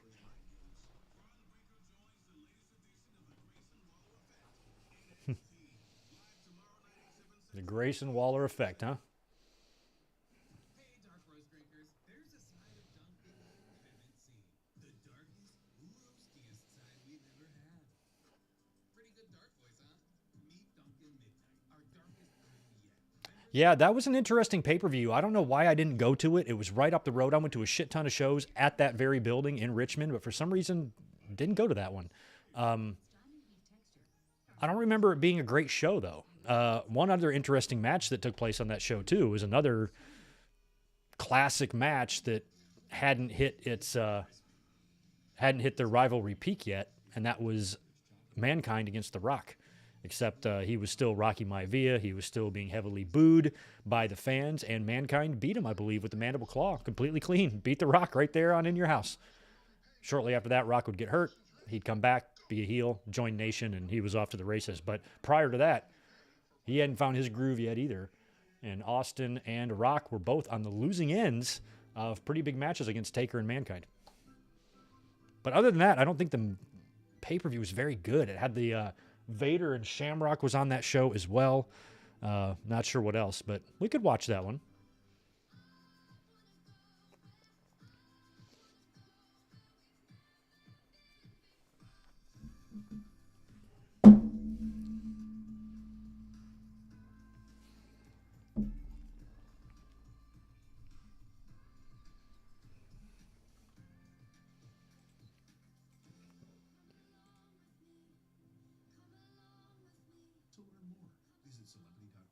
Bills Hamlin given CPR, exits Monday Night Football by ambulance. Game suspended. Delayed, it says. So it looks like they are going to attempt to resume this. However, if we hear that this young man has passed away, you can't do the game, man. You can't. I mean, I think you cancel the game and you reschedule it. You probably can't take too long to reschedule it because you got playoffs coming up and stuff. But you reschedule it, do a whole nice tribute to him at the beginning of the game or whatever. Everybody gets a little time to process before they get back to business. I guess is how you do it, but I don't know. Unfortunately, every time they've called me to ask me to run the NFL, I've been too busy. So I've had to turn them down. So luckily, it's not my decision to make, but whoever's decision it is, may you be smarter than Vince McMahon.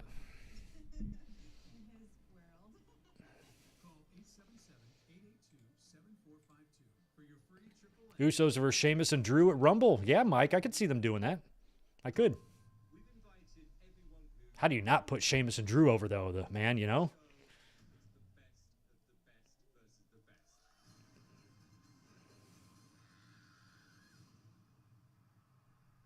I mean, I could see that happening, especially if you're going to get Kevin Owens and Roman Reigns. I could see Roman retaining his title and the Usos losing to kind of balance that out. Maybe you have Sami Zayn win the Rumble or something.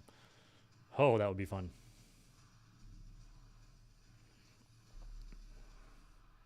It would be weird, though, Sheamus and Drew teaming back up after they feuded over that sword nonsense. But also, you know, Sheamus is already in a faction. Is McIntyre going to join the Brutes? Yeah, if anybody has medical updates on him, apparently he is breathing but not on his own. Well, breathing is good. That means he's alive. But if he had any sort of cardiac event, I just hope it wasn't too serious to where I just hope he can live a normal life. You know, he didn't lose too much oxygen or anything like that. Or whatever happens to you when that shit goes down. This thing is so stupid.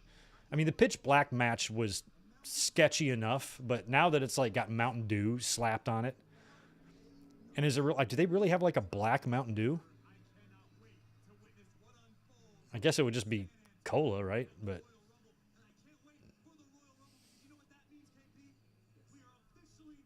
Mountain Dew needs to cool it with their reds and blues and colors.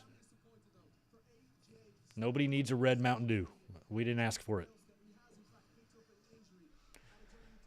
All right, they're showing AJ's injury at the house show. No surgery, but will be out for the longest he's ever been.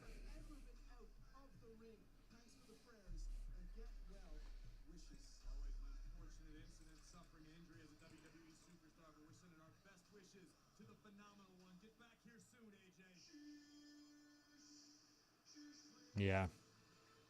Raj Giri saying the same thing I was, just getting those Owen flashbacks, you know?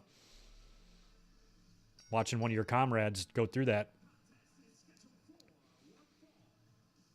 I luckily have never been through the trauma of watching a friend die in front of me. I've lost a lot of friends, but never had to watch one. Oh my God. Chad Gable has a way of landing himself in certain situations. Of late, we've seen him in a match with AJ Styles. We saw him mix it up a little bit with Kurt Angle, Hall of Famer. And now, today, he's set to take on Dexter Lumis of all WWE superstars. Does he have any idea what's coming his way? I don't know if anybody has any idea about anything as pertains to Dexter Lumis. But what I do know about Chad Gable... Sorry, I'm watching this traffic video on YouTube right now. I want to see how it ends. Some guy's being an asshole. And Chad Gable is the living, breathing embodiment of you are wrong. It's threatening to some people. Yeah, a lot of people say pound for pound, arguably the strongest WWE superstar. Oh, yes, he hit the curb. And he crashed. Oh, wait, maybe he didn't. Oh, yes, he did. Ha ha. Oh, yeah, up the hill and over on its side. Oh, I hope you have multiple injuries. Oh, it's exactly what you get. Okay, sorry. Sometimes I like watching those instant karma things. They're great. They're great. Yeah, I bet the stadium is deathly quiet.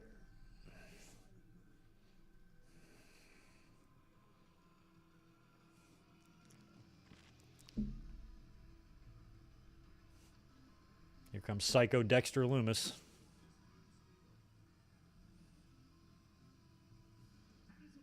I mean, I know he went to NXT a couple of months ago and had the reunion with Indy. But, like, are they ever going to do more with that relationship, or is it just a background thing?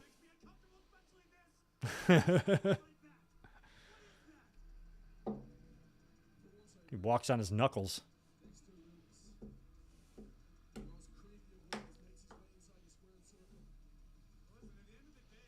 Elizabeth puts 3 times more miles on her car in a year than I do.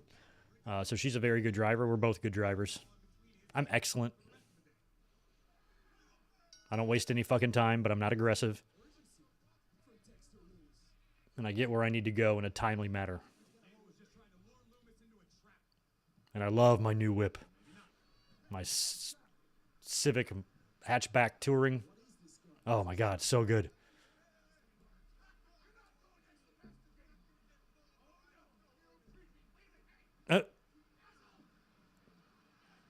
Gable is...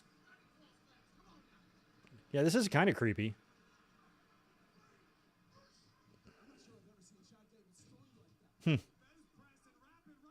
It's had an odd vibe to Raw tonight.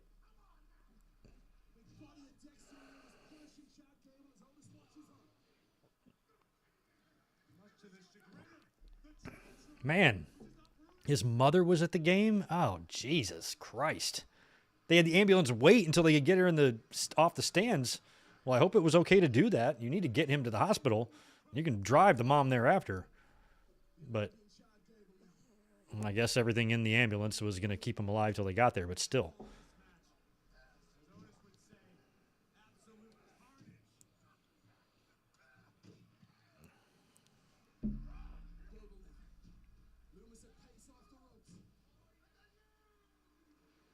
Yeah, Elizabeth puts about 30 to 35,000 miles a year on her car every year. I put about 8 to 10. Like, it's literally 4 times less than her.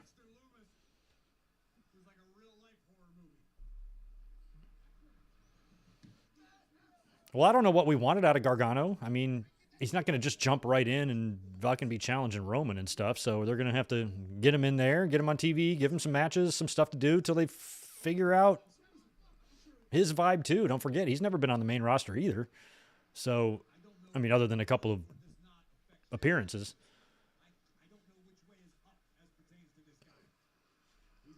But I do believe sometimes with someone, you know, like a Gargano, get him on TV for a while and see how the crowd's reacting to him, see what you can change and make different. You're not going to have everything right the minute he debuts. You're going to play with it and tweak it. Some of the best wrestlers have gotten over because of that very reason. What they were doing at first wasn't working, so they changed up or adapted or tweaked or whatever. And with Gargano, they can do the same thing. I think he'd be an excellent heel when the time comes. I would love to see a DIY reunion when Ciampa comes back. So there's lots still to do with Gargano. But yeah, I guess what he has done so far hasn't been all that memorable, but I didn't really expect much more out of him, to be honest.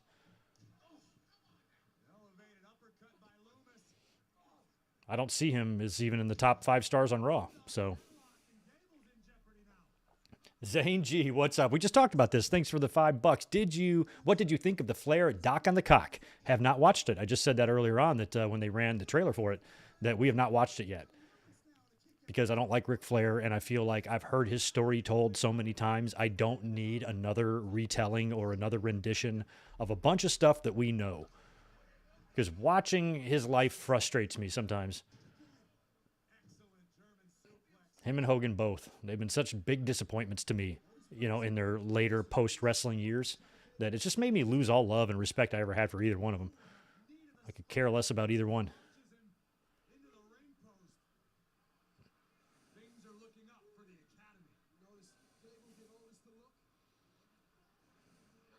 What is Otis trying to do there?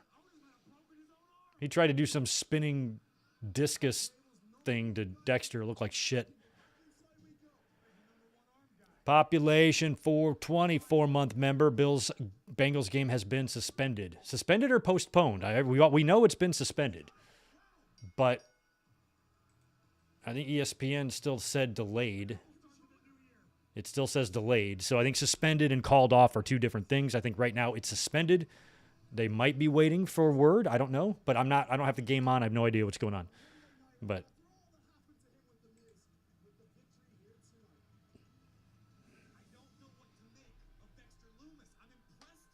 yeah, Barry, that's what I had a feeling of. Is I'm just going to watch a whole bunch of 2 hours of stuff I know about. Yeah, Jason. Game needs to stop if this kid is in serious trouble. And even if he's not, I mean, at this point, you already have traumatized 2 sports teams. You have people there now that have to be expected to turn all of that back on. All that rage and, aggression. You now have to turn that back on after being scared shitless that you saw one of your friends die in front of you. So even if he survives, even if he's okay and he stabilizes and you get word that, okay, he's okay, at least for right now, still we got a lot of tests to run, but he's stable and he's no longer considered critical or anything like that. Even if you get that news, I still don't think it's enough to be able to go out there and play the game. It's the experience of what you've gone through now. And then if he does not make it or something, I would hate for them to restart the game and then for the team to be out there playing. And while they're playing, he doesn't make it at the hospital. And he essentially dies like early in the 4th quarter, and then you have to be like, what do? You make this announcement on TV and how does word get down to the players in the middle of the game that he didn't make it? And think of when that news hits, and even if the teams don't inform the players, somebody in the stands could yell it. He died, and the player hears it, and then that word spreads or whatever. So I just don't know emotionally how you do that. But, oh, this is a Cody thing. Okay.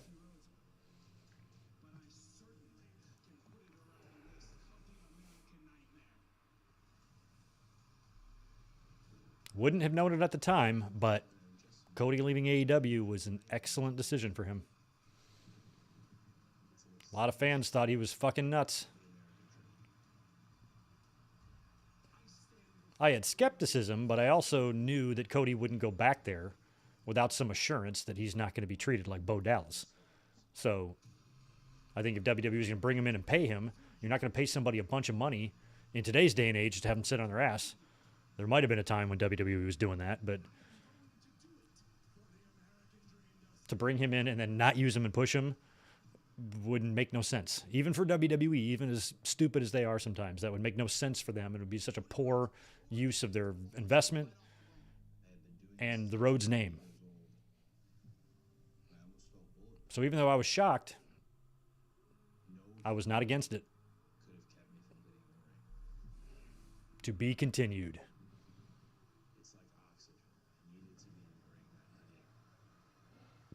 That fucking Pac-Man, what an image. What an image. Damn, look at Bailey. Greg likes. Barry, I got your back on this one. Barry's a big Bailey fan. But tonight, I dig the look. That is my kind of look. Cody definitely winning the Rumble. I don't think it's definite. I don't need him to. He doesn't need to win the Rumble for me. It would be great for him and his story, and he's definitely on the list of candidates. But I don't see anyone as a definite at this point. I think it's also because we just don't know what they're going to do with Roman. A lot of times you can see the writing on the wall when it comes to your WrestleMania main events and your title match. You know, they're setting that shit up in the previous year in most cases. But with Roman, you don't know if he's going into Mania with 1 belt, 2 belts, or no belts. We don't know. I think it's likely he's going to go in with a minimum of 1. But you have to take in consideration, you know, if The Rock is going to come in and they're going to do that, what are they going to do? How does the title factor into that, if at all? Does Roman have 2 matches, one against The Rock and defend the belt against somebody else? But I don't know if you want to give Roman a monumental victory over The Rock and then the very next day have him lose the title. It's not the way I would balance that if I'm booking, but they're going to have to do something. I don't know what the right answer is.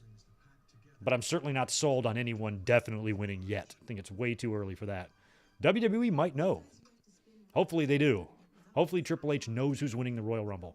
And they're not going to decide 3.5 hours before. They kind of already know this. Would be a great story, though, if Cody announces his entrant into the Rumble. What did I pitch a couple weeks ago with him? I pitched him and Seth Rollins being number 1 and 2.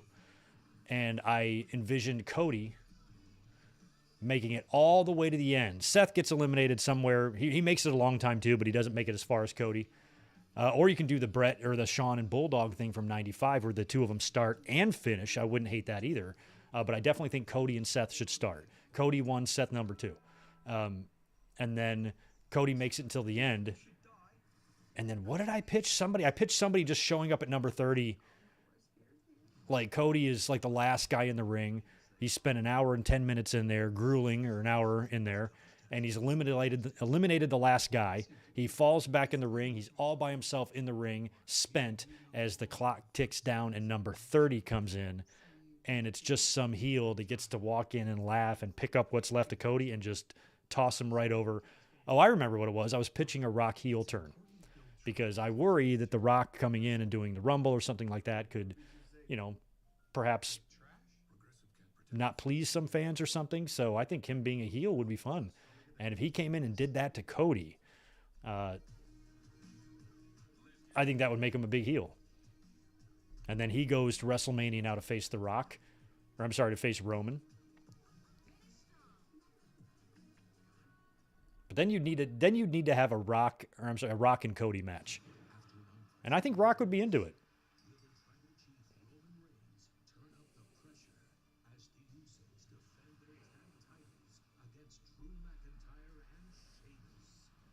Oh. Who mentioned that Drew McIntyre and Sheamus taking on the Usos at the Rumble? Sounds like they're doing it on Friday. Sounds like that's our tag title match on Friday. From Memphis, Tennessee. Oh, I didn't see Pierce talking to the Hurt Business. Is the Hurt Business a thing? Who's in the Hurt Business these days? Just Lashley?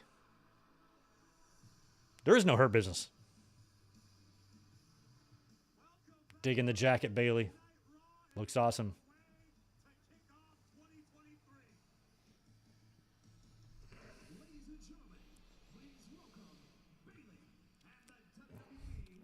Boy, I'm so lucky to be graced with a whole bunch of people who get to sit in on WWE creative meetings. Look at all the stuff they know. Keyshawn knows that Cody's going to win, and he also knows that Seth is going to eliminate Cody. No, I'm sorry, not you. Somebody else thought Cody was going to win, but you know that Seth is going to eliminate Cody.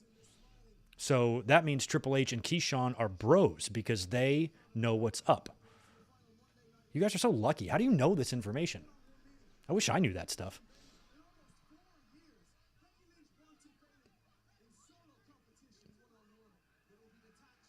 Becky. God only knows what Becky Lynch is going to do at WrestleMania if the rumors of Becky and Ronda being off are true, I still don't know how they're going to get to Ronda and Rhea Ripley. I don't know why that is being rumored. I feel like they are so far apart from each other and they got nothing at all to do with each other right now. You'd have to do something with them at the Rumble or something to set that up. You're on separate brands. I just don't know how you even do that match. I think the match to do on Raw is Ripley and Bianca Belair. And then you can just run Charlotte and Ronda back or something if you have to. But I think we're going to get Ronda and Charlotte at the Rumble, I think.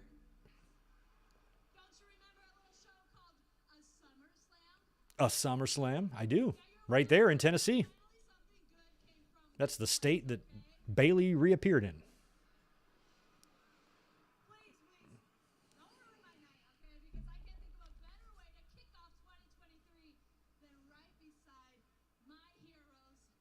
My heroes.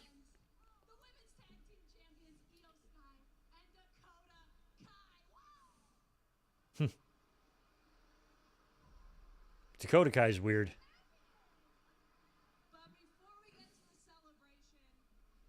Bayley is the best, Joseph Wilkins. Thank you very much. Bayley single-handedly carried the pandemic era in WWE. She got noticed.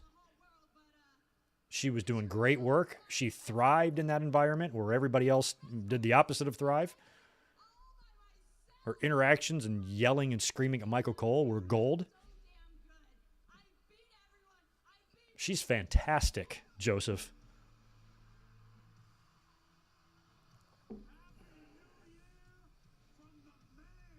Here comes the man. Yeah, we got a little Bayley and Becky program I kind of like.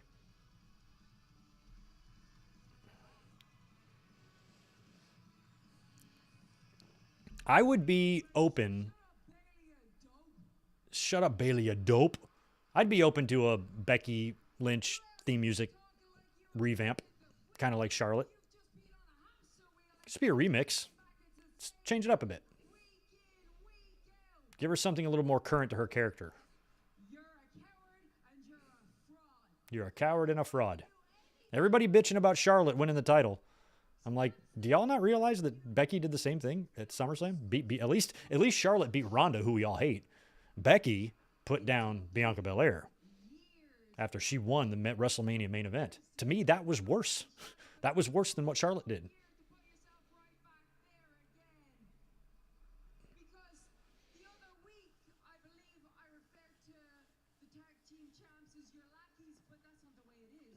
Also the state where Brock lifted the ring. Also the state where Roman made that sweet-ass microphone catch. Can't forget that.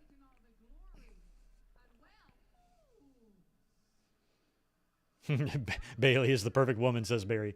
Bayley doesn't always do it for me, but tonight she's definitely doing it for me. She looks great. They all do.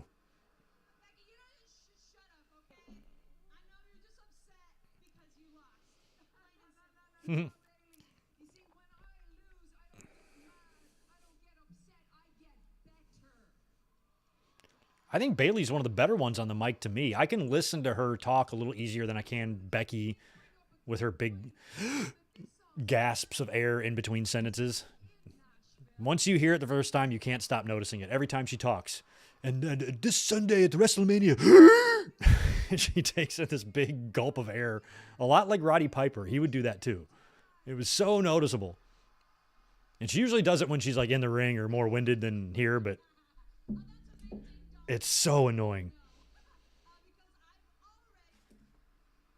I like Bayley's obnoxiousness. I think that's what is attractive to me about her promo style, is that she's so obnoxious. A far cry from the sideways ponytailed child hugger. She's come a long way.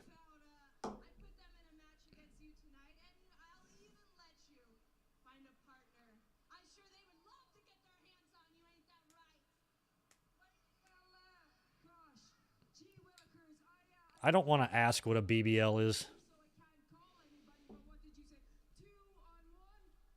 Don't even tell me. I'll Google it. Something tells me it's something like BBC or something. 2-on-1. That's a bad idea, Lynchster.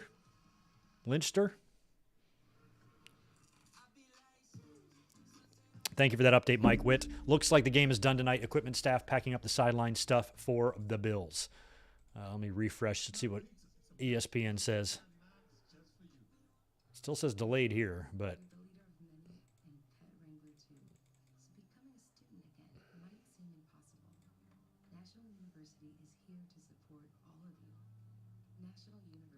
Joe Daneman from at Fox 19 Joe tweets, I'm told Damar Hamlin has a pulse, but is not breathing on his own. He is being transported to UC. What is where the fuck are they in Buffalo or are they in Cincinnati? University of Cincinnati. Yeah, I don't know what the fuck. Needed AED and CPR on the field. I don't know what AED is. I don't know if that's like heart massage.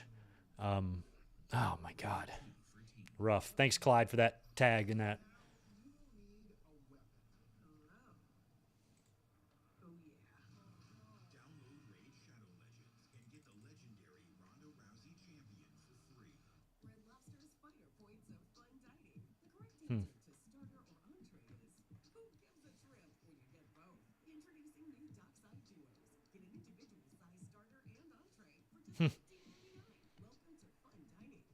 I don't know how to set it up, but I see people on Twitter that do that, like anonymous message thing. And part of me is like, I should do that. And the other part of me is like, why the hell would you want to do that?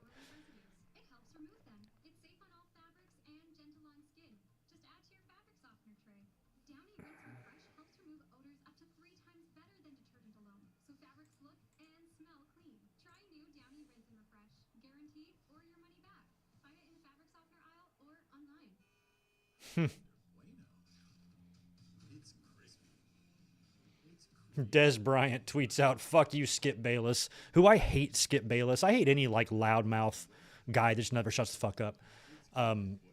But he does kind of say a little bit of what I was saying earlier is that, yeah, I think you should postpone the game, but you would have to reschedule it pretty fast because you've got playoffs coming up, and I don't think you can move the whole playoff schedule for this. It would have to be made up somewhere in there. Both these teams would have to operate on a short week somewhere within the next probably like 10 days. So you have to do it, but I always wondered, like, somebody's going to be in that Vince McMahon over-the-edge chair that has to make this call. And that's why, you know, and so Skip is saying, no doubt the NFL is considering postponing the rest of this game, but how? This late in the season, a game of this magnitude is crucial to the regular season outcome, which suddenly seems so irrelevant. So even though I hate this guy, he's not saying anything out of the insensitive here, I don't think. He's saying probably what we're all thinking. Yeah, the game is irrelevant, doesn't matter, but, you know, it's pretty late in the season. It's not like this is week 3 where you can just schedule this for 4 weeks down the road. You got to do this quick and bring everybody back quick, and might be hard, but sometimes things are hard in life and you just have to figure them out. And you weren't expecting somebody to collapse and nearly die or die on the field. And when that happens, that should be respected, you know, and that you can't just go out there and play a game that means nothing when a human life hangs in the balance. So Des Bryant says, fuck you, Skip Bayless. And I kind of agree with both of them. I get what Skip is saying, even though he's a fuckwad. But I understand Dez's perspective as well. Des, back in the day when I had you on my fantasy teams, you killed it for me. Appreciate that. Oh, portable defibrillator. Thank you. That's what AED is.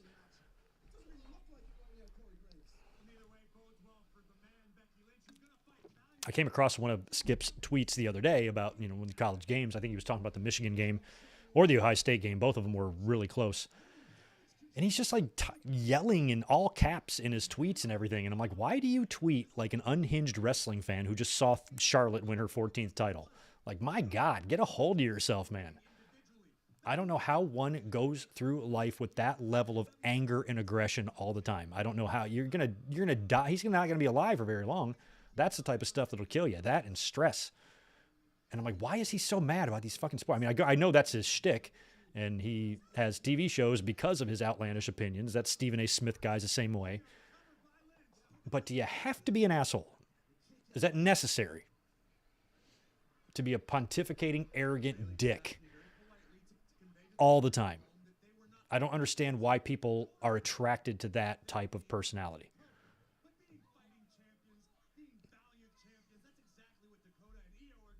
Go Dakota. Is this Tornado? Are they tagging here? Is the ref giving oh.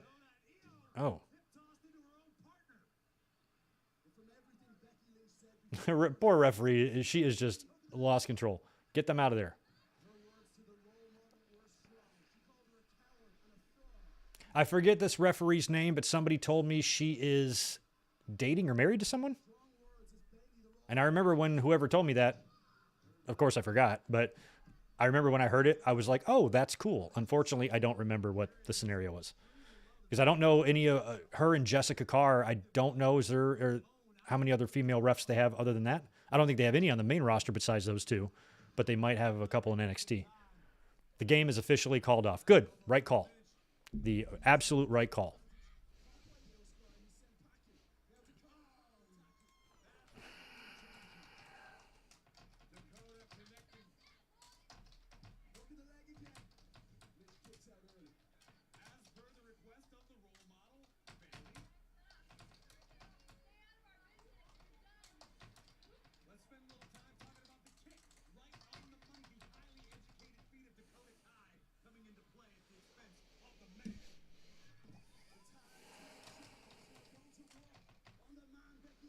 Well, that's good.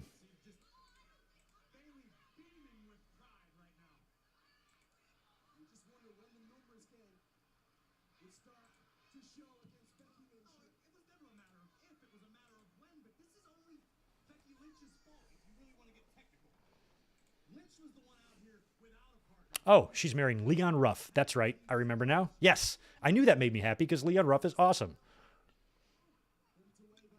I think one of the funniest things I've ever seen in my life watching wrestling is when Leon Ruff won the North American title, and when they tried to put the belt on him, it just fell off right down to his ankles. That was so funny.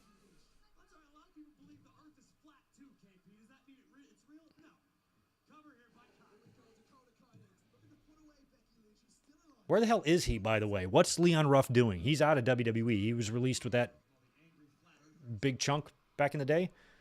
I don't even know what he's up to right now.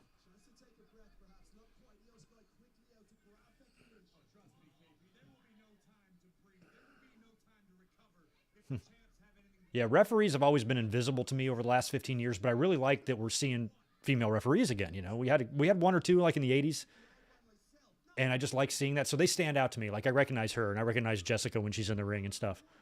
And Jessica's had a chance to ref some really big matches.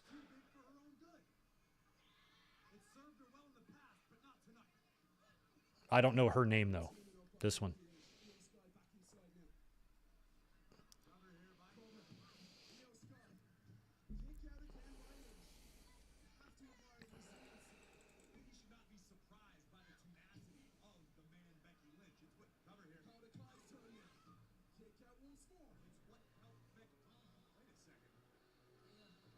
Oh, here comes Michin. And she's running. Well, we knew Becky would have some help here. I'm so glad. So is she Michin or Mia? Oh, she's just, oh, this is how it works? Are you allowed? Okay, the referee's going to allow this. That's fine. I guess that's her call to make. Look at her. She's like, I don't know what to do. What is the rules in your playbook about this? If you become a referee in any sport, you have to know a shitload of rules. Wrestling referees are bad at this.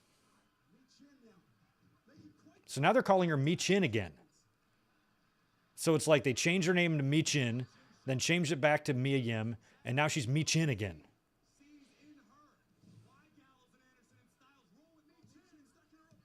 Like, call me crazy, but I just don't have a whole lot of confidence in a company that can't fucking decide when somebody's name is going to be before they debut on TV. Like, what the hell, man? Figure it out. None of this should be hard at all. Pick a name and stick with it. There was nothing goddamn wrong at all with Mia Yim. It made no sense to change it.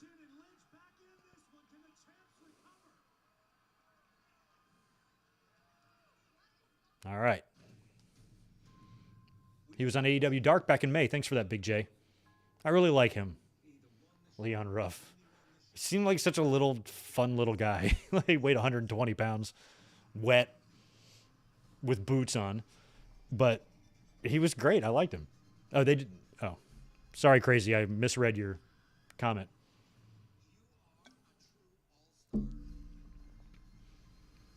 Oh my God, I have no idea if the fans will get a refund. I assume they will. They will, or they will get the option to go to the next game. I don't know how any of that works. But I hope that fans aren't leaving the building wondering how they're going to get their money back. I would not care about that $40. It would not be a big deal to me. I'm like, you know what? I just might not see that $40 back, or however much their shitty ticket cost if they were up high.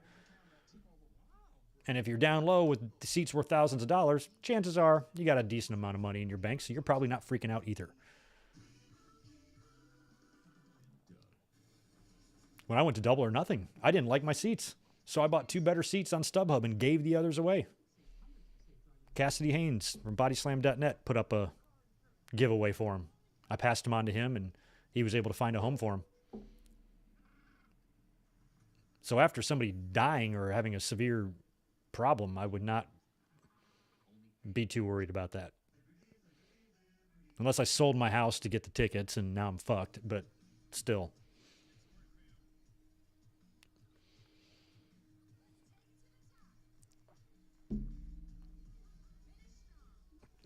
Oh, Jay Lambo, the refs are easy. The refs talk to the wrestlers the same way the wrestlers talk to each other when they're calling spots.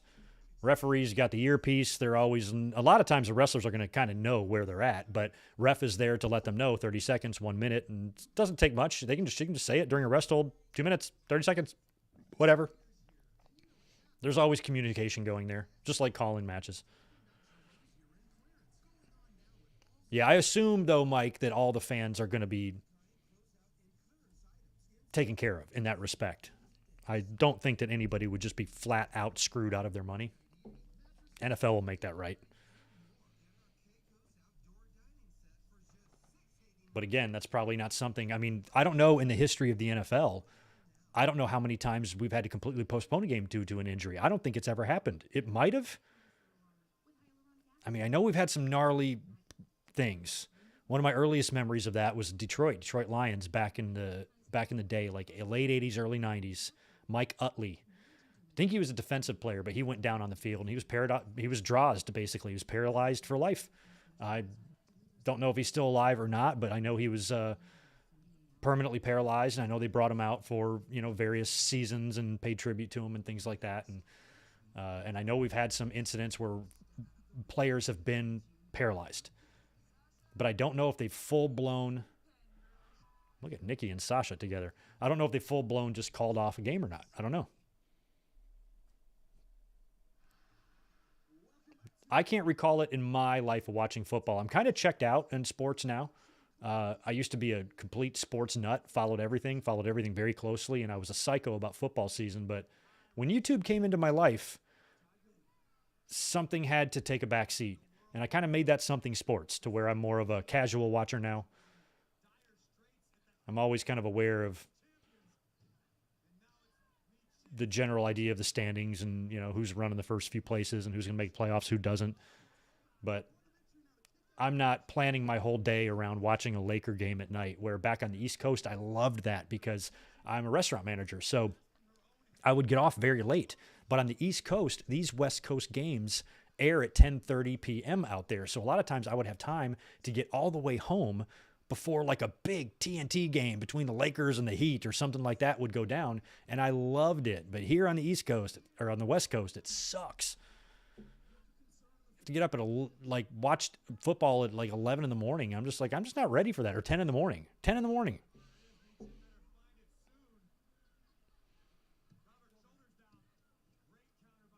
I'm groggy and I've got one bloodshot eye. I can't get into football mode. I need a couple more hours.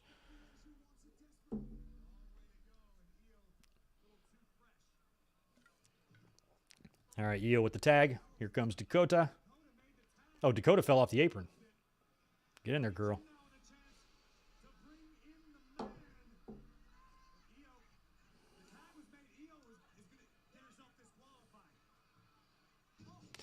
Oof. No, it's crazy now, and I just know this walking around the world and, you know, the employees that I have working for me and stuff like that. It's more common to see multicolored hair than natural hair. I like it. I like all the colors. They look great. I love Becky's hair. I love Meechin's hair.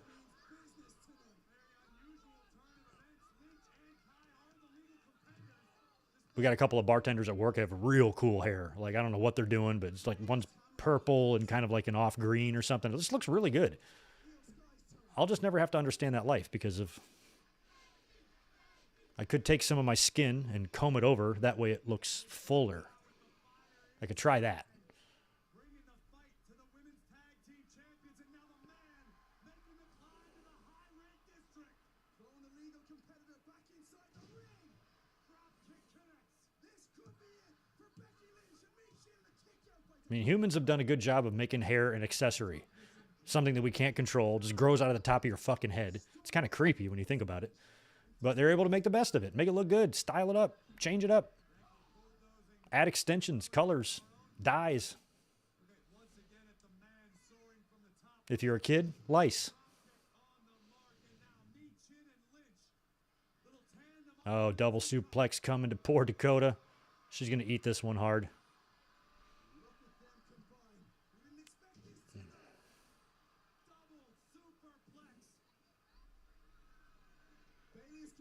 I'm jealous of Keith Lee. I'm not going to lie.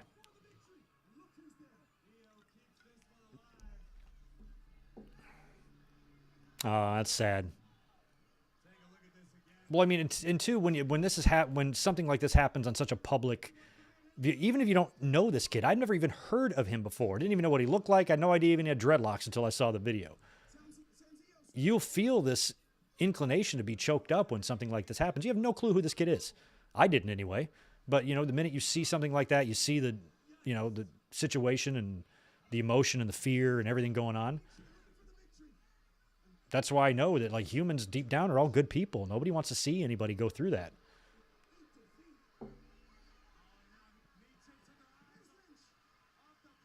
I mean, even, this sounds bad, but even, like, racist assholes. You know, people who go to the voting booth and proudly vote for Trump and want a wall and all that stuff. And that's the game. I think even a lot of them watching that situation would just have a natural instinct of sympathy for this person, you know? I mean, I would certainly hope there's not people celebrating that this guy, yeah, fucking probably a liberal, you know? Like, even them, even as deplorable as those fuckers are, even them, I would think, would watch this situation because they're probably football fans and say, God, I really hope he's okay. You know, like, that's seeing tragedy and, like, that can really bring out the good and the care and the sympathy in people. Too bad, Bex. That's what you get.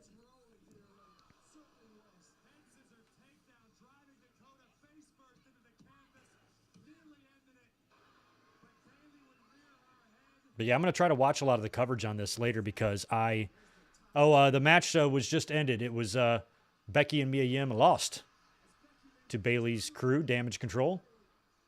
It was originally a handicap match. Mia Yim showed up to help Becky out, but took a moonsault from Io and lost for her team. Fucking Mia Yim. What is Wardlow going to do with his hair now? Hopefully he will donate his ponytail to cancer. I don't know if it's long enough. I did. When I cut mine off, I gave it to a... forgot what it was called. But it made wigs for cancer patients and stuff. And when I went and the same lady did my hair for like 20 years. I went in and it was time to cut the ponytail. She's like, are you ready? And she's like, I can donate it for you. I'm like, yes, please donate it. So my ponytail hopefully got made into a wig somewhere in the world and helped somebody out. But Wardlow's was more of a man bun.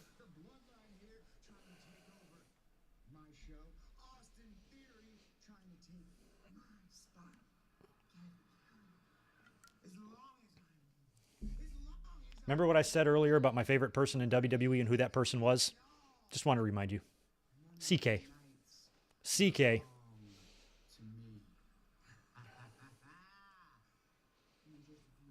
K-Dog's Kennel, yeah. I spoke too soon on humanity and humans because, of course, you're going to have people who feel gypped or robbed by the fact that they can't watch their little game on TV because they're a little fucking bitch. Get over it, bitches. You're not going to get a game tonight. Sometimes life is more important. And if postponing the game upsets you, I just want to let you know that you have the most fucked up priorities of anyone on earth, and you should be ashamed of yourself.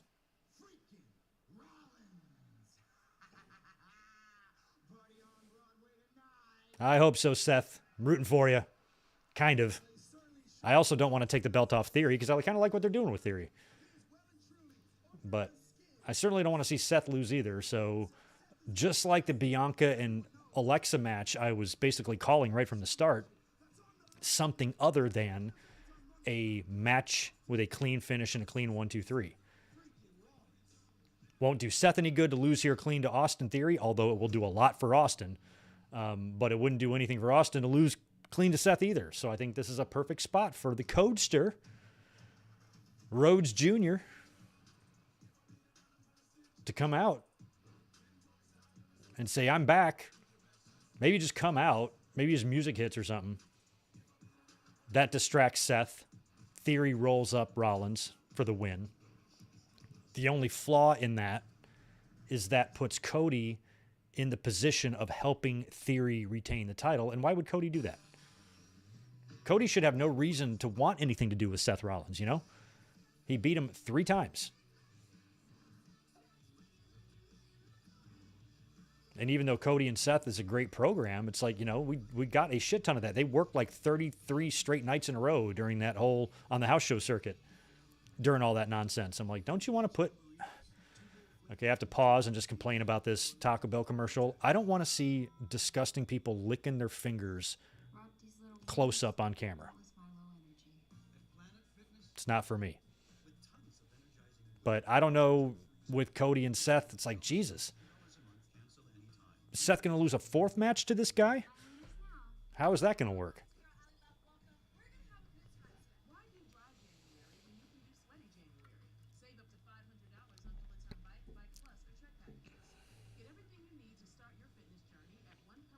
Yeah, I don't recall any this time or this happening ever in NFL. That's crazy. By the way, if this match is happening next, we might have a 30-minute match here as the main event. I remember Howard Cosell announcing John Lennon's death. An unspeakable tragedy. But that was during the end of the game at a field goal, you know. Wasn't enough to traumatize a stadium and call off the game. And information did not spread that fast back then. And the stadium, everybody on the field had no clue that John Lennon was gunned down in New York. But we at home did.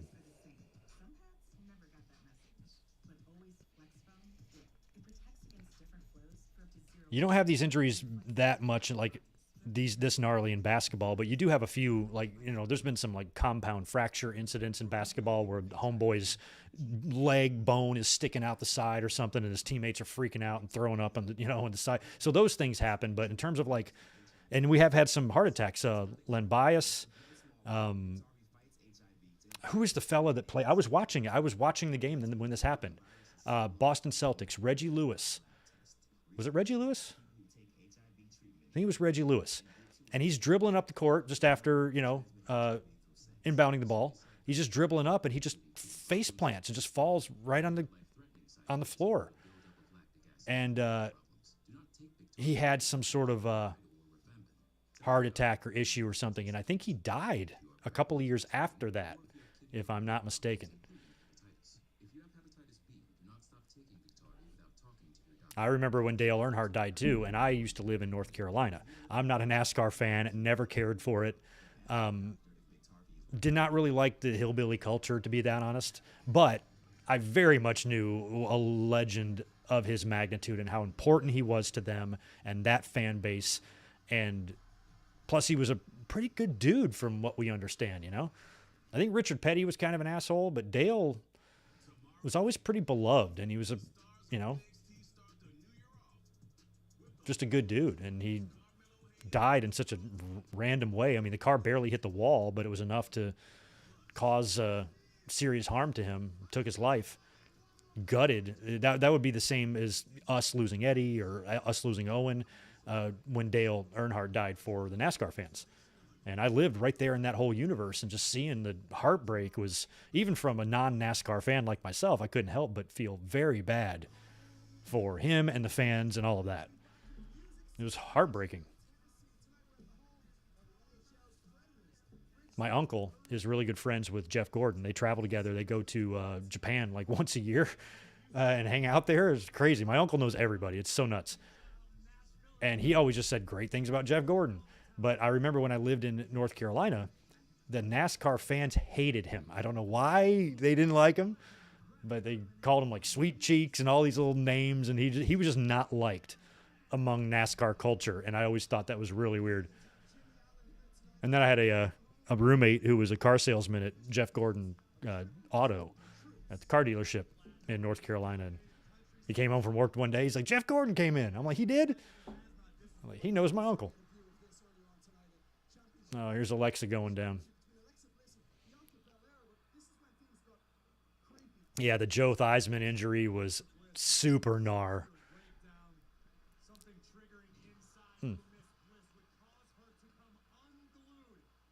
But again, those injuries are heartbreaking, especially when it can end your career. But at the end of the day, it's not going to end your life. And that's what is very different about this situation. Because if you see somebody go down with an injury and it's a career-ending injury, that is super crazy heartbreaking. But not as heartbreaking as death. That was not the greatest DDT. They've shown a replay of that crappy DDT like 4 times tonight. Like, maybe call an audible. If you have it written to show the replay 4 times, write something down. Hey, if it sucks, if the bump looks like shit, run it back only once. Or not at all. Not 4 times. Oh, yeah, Sid's leg. Oh, that one still gives me nightmares. I'm hoping to get a word with Alexa Bliss. Some insight. No, she's back there. What she did to Bianca Belair earlier on tonight on Raw. Obviously, right now wanting some alone time, but She's wanting some alone time. Oh, here she comes. She just happens to be walking this way. What a coincidence. but earlier tonight, you seem to have completely lost control. I hope they pre-taped this. That means Alexa, after the match, is just sitting back here with this dried up blood on her face all this time? She knows the only threat is really me. And that Raw Women's Championship actually belongs with me. Oh, okay. Alexa, thank you for that. Even with the bloody nose, you're still pretty.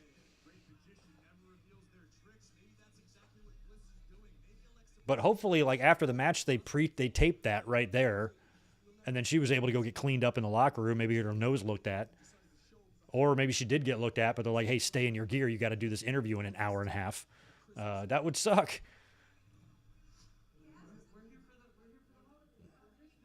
Oh, Jesus. Oh, yeah, Grandpa Mysterio. I love the holidays.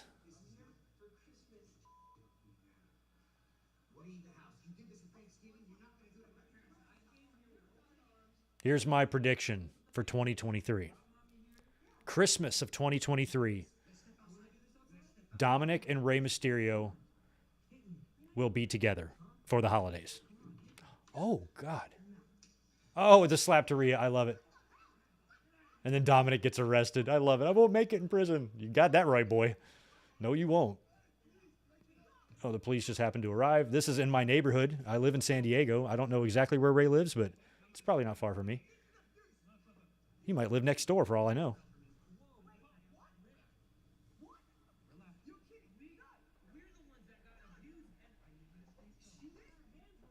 Dominik, you arrested, son. This is like Eddie in China for modern times.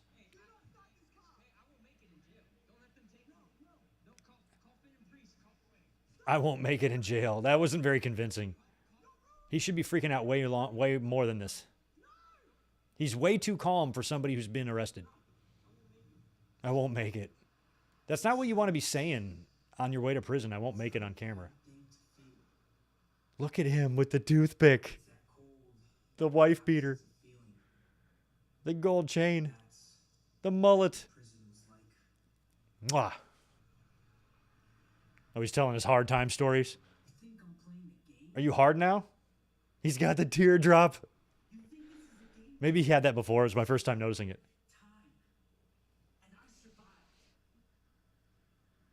I can't even grow a fucking beard. Oh, he's changed now. Prison has changed him. That 16 hours he spent in processing has changed him.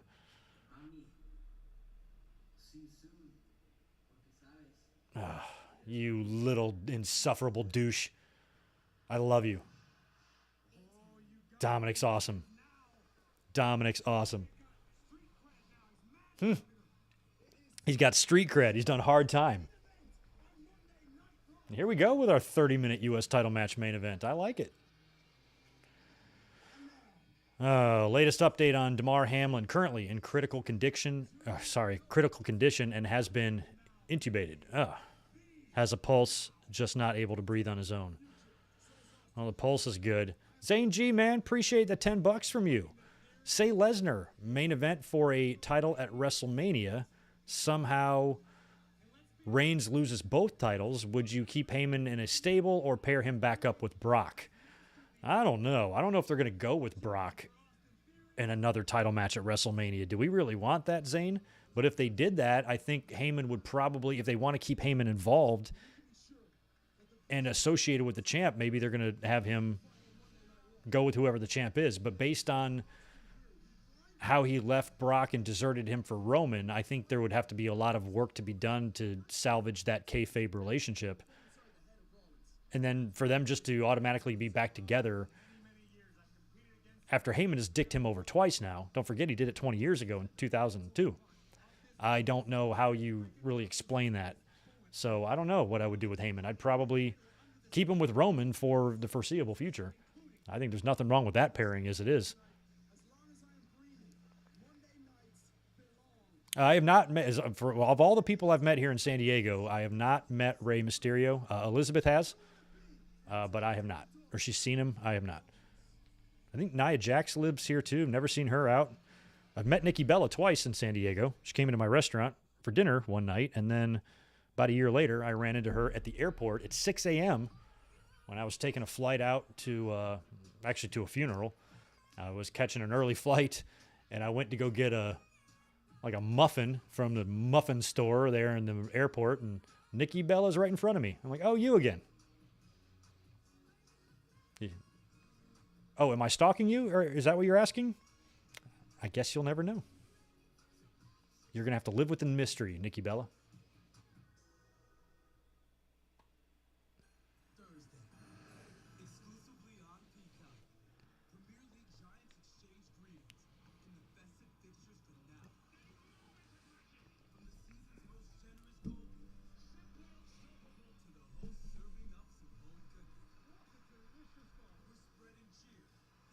That's a lot of happy soccer fans right there, or football fans. So those who watch soccer the way Americans watch their football. I get that it's, called football and all that, but I also don't get the hate towards the word soccer. Like, I've said soccer before, it's football. I mean, okay, fine, call it twiddly finks. I don't care, or twiddly dinks. I do not care what the name of it is.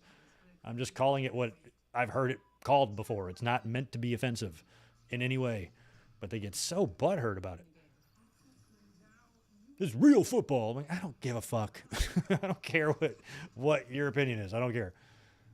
You tell me what you want me to call it, and I'll call it that. I don't think about it beyond that. But so much anger.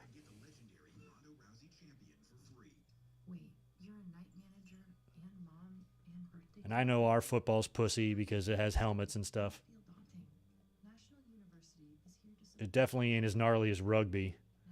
But I still think the athleticism is equal to, if not greater than, either one of those sports in the NFL. Soccer's got some pretty cool athletes, but they ain't got no Megatrons. So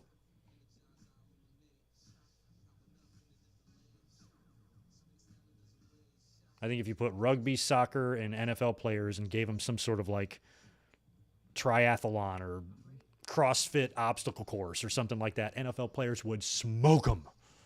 That's just an opinion. I could be wrong, but that's what I think.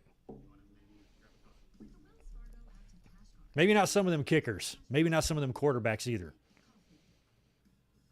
We might have to limit it to tight ends and wide receivers and corners. Those. Maybe a running back or two. Imagine if they didn't wear helmets, they'd all be dead.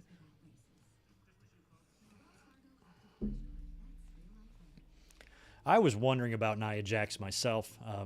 She hasn't really been doing anything outside of her WWE release. I could see her coming back. They're going to need people. They're going to need bodies for the Rumble. And her coming back could lead to a re-signing. Might not necessarily be a one-off. She might be back and back to stay. I think they could change Nia Jax up. I mean, she wasn't everyone's favorite, but I really just hated her gimmick. I hated her theme song. It was way too poppy, and it just sucked. It made me barf every time I heard it. And her just generic, redundant entrance, just come out and smile, look both ways, and come to the ring. It's just like, ugh, just do something. She's a giant monster. Turn her into Bull Nakano or something. Put some crazy makeup on her and turn her into her Umaga. You know? Utilize her uniqueness. She's big. Make her a monster. Don't make her a pretty plus-size model. No, make her a fucking ass kicker. She's never going to have that love from the audience, you know? She's never going to have that someone like Willow Nightingale has, who we just adore, all of us. You know, Nia Jax was pretty much disliked by the majority of the audience. So play on that. And don't make her cocky either, because she's annoying when she's cocky. Just make her a force, like a different kind of force.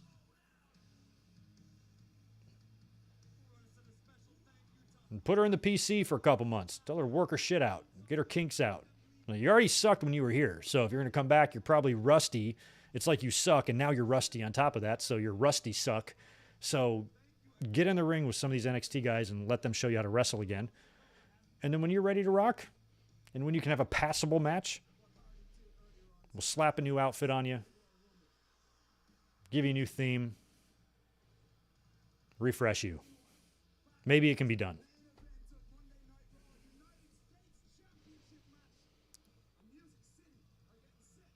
All right, Seth, I'm kind of torn on this match. Of course, I want Seth to win the championship, but I don't want Theory to lose it either. You could have some interference here. You could have a Lashley thing. You did see Adam Pearce, somebody said, talking to Hurt Business or something back in the day, or backstage earlier on. So I feel like there could be a lot of outside variables here. And I think if they are going to do a finish with Theory winning, it's going to be due to a whole bunch of stuff happening.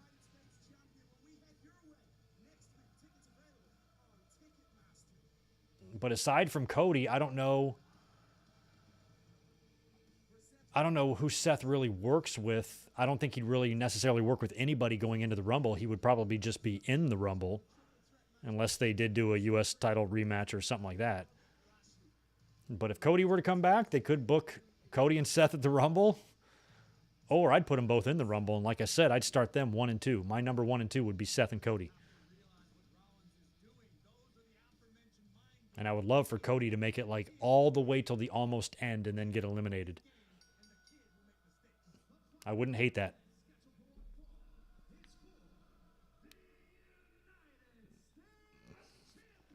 Oh, you were in the house for Joey Mercury's decapitation? Yeah, that was horrific.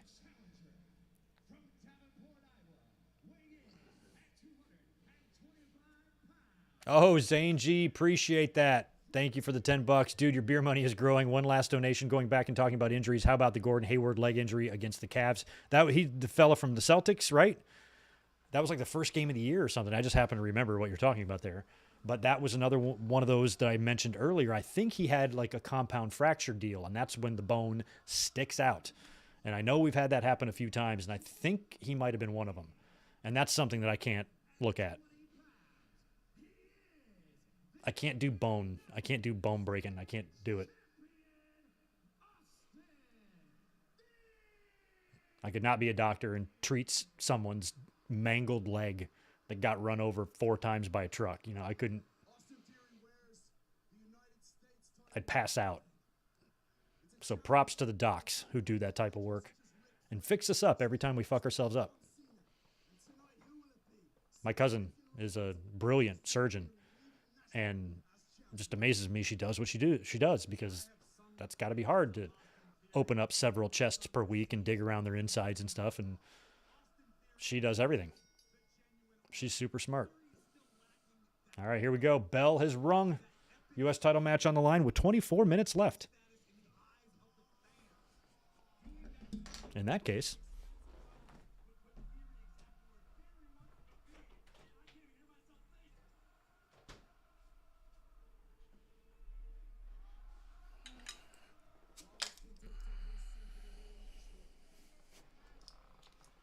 hey, I'd be open to a Cody swerve as well. Even though I do like the story they're trying to tell with Cody as a babyface, and if he is able to reach the championship as a babyface, I think that would be great for him and for Dusty and all of that. But even with that, I do question how long Cody can maintain a solid babyface reaction, to where at some point the cheers maybe quiet down, or if he's not generating a big enough babyface reaction for somebody who's going to be pushed like him, then maybe you can do the heel turn later. But I think with Cody and his trajectory now and his momentum, he stays face for now. But I definitely think heel will come for Cody. I'd love to see Cody do what CM Punk did. I can only think of CM Punk and Randy Savage. There might have been somebody else, but very few men have turned heel in the middle of a championship run. And I wouldn't mind seeing Cody do that, maybe win the championship as a babyface and have the moment and the tearful thing with Dusty, maybe bring back that old WWF title that Cody apparently owns and is in possession of, or even the Winged Eagle like was rumored last year. Something like that would be great. But then when that honeymoon wears off and Cody is continuing his run, if he stales up at all, either take the belt off of him or change him up. Turn him heel.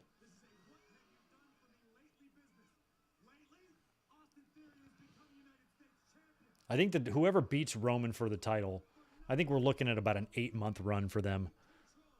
Yeah, that's if they, well, maybe not. I guess if they survive SummerSlam, I feel like they could survive the whole year, but it's not a guarantee. But I definitely think we might have, I don't want to say hot potato, but I think the next couple of title changes we have should be slightly more frequent than they have been in past, because we have seen the title held by one guy for a long time now. Even the WWE title, the one that he just won last year, he's had it for a year now. So Roman is ripe as hell.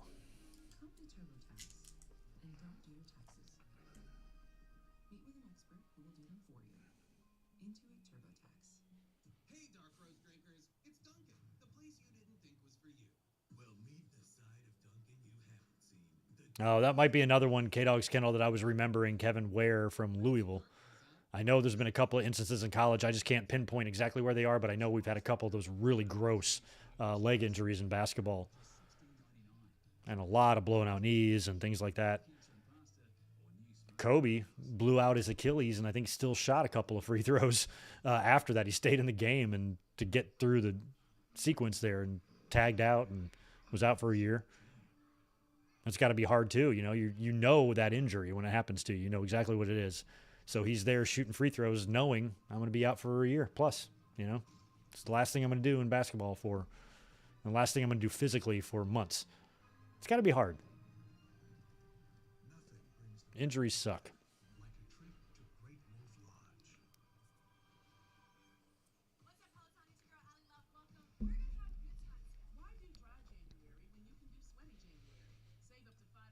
Tony Khan dropped the ball with not turning Cody heel. It sounded like Cody could do what he wanted in AEW, so I think if Cody wanted to go heel, he could have. I don't think I'm putting that right on Tony Khan. I think there's a lot of things that went wrong with the Cody stuff, and whatever issues they were having. I think some of them might have been creative. I don't know. But I think if Cody was like sold on a heel turn, he could convince Tony Khan of that. I can't imagine that would be that hard to sell. Cody was already kind of a heel as it was, taking himself very seriously. And I didn't really like the vibe he was given in his promos in AEW, to be honest, but I do like them in WWE.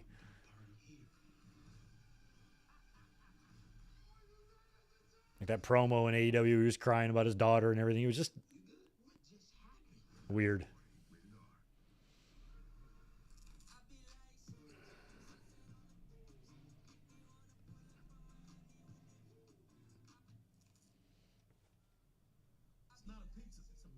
It's not a pizza, it's a melt. What are they making, pizza quesadillas now over there at the Pizza Hut? Trying everything.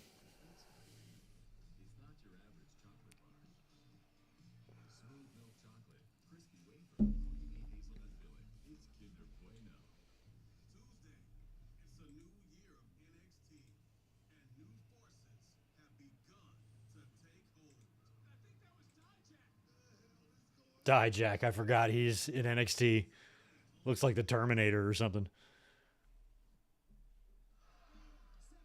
All right, Seth and Austin Theory are back in action. Seth is doing choppy to Theory's chest and ghosts the kid asking for a high five. Nice job, Seth.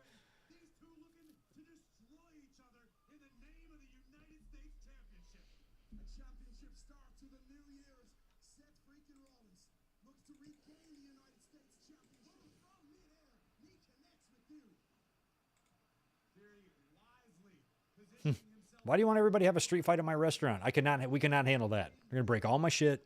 I'm not going through that. I'm not going to tell the person that owns my restaurant that I had to order 10 grand and new tables and chairs and all that. He'll just love that. He'll call me, yo, Greg, what's this $10,000 charge from Restaurants R Us? I'm like, oh, that's because of the street fight. They fucked their stuff up, so I had to go buy all new stuff. Hope that's cool. Well, it's not. That's how the conversation would go. I still wouldn't be fired, but he'd be extremely disappointed in me.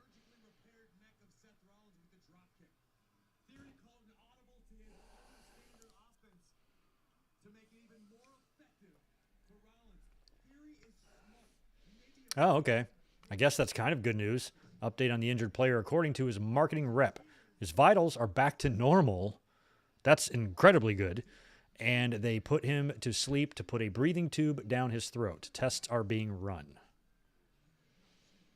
Sounds like, at least for now, they have him alive and they can find out what's wrong with him. I don't know if that is considered stable. I don't think so. I think he's probably still critical. If you have a breathing tube, you're probably critical. But, yikes. Oh, Kevin, you got one too. Marketing rep issued a statement that Hamlin's vitals are stabilizing. They have put him to sleep to put a breathing tube in, and they will conduct tests as we speak. Okay, so Kevin and Vikings chimed in with the same thing. That's good.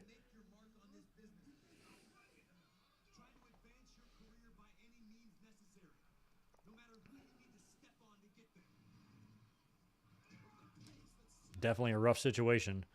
Not the way you want to start out the year, you know? I mean, every year we're like, oh, I'm so glad this year is over with because we're always hit with tragedy and fucked up stuff. And then here we are, day number 2 in 2023, and already, let's just have a 24-year-old kid with his life ahead of him just fucking collapse and die on live TV.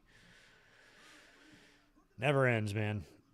Hopefully, since he is in the hospital and breathing and they have him there, they can find out what the issues are, and whatever they are can be dealt with. That's all you can really hope for at this point.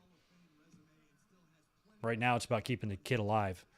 Because if he's unconscious and you don't know how much damage has been done to him until he wakes up.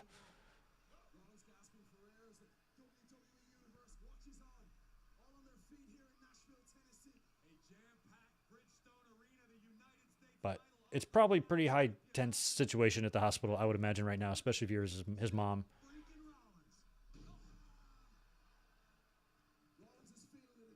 Come on, Rollins.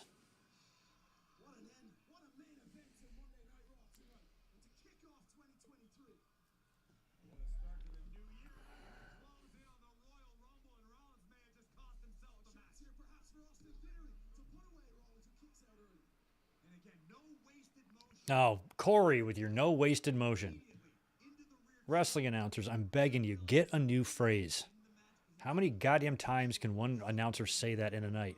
It's so common with young wrestling announcers, too. No wasted motion. I've always said, just once in my life, I want to hear a commentator go, holy shit, Seth Rollins just wasted a lot of motion. But they never say that. And there's plenty of motion wasted in wrestling. What the hell do you think the people's elbow was? Wasted motion.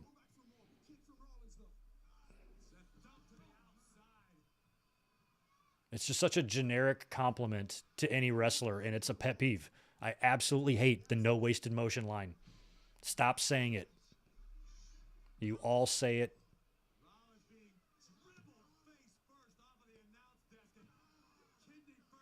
Like, I think it was last year, a couple years ago, they got really into saying joint manipulation.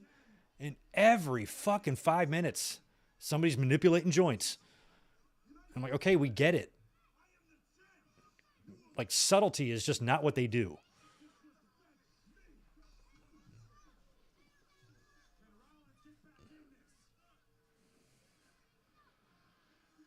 I'd rather manipulate a blunt than a joint, to be honest, but both will work in a pinch. Sasha Banks. She's Mercedes Bernardo or whatever. It's such a terrible sounding, Bernardo. Reminds me of Animal House, Greg Marmalard. Greg Marmalard. Like, what a horrible name. I'm glad that I am not Greg Marmalard.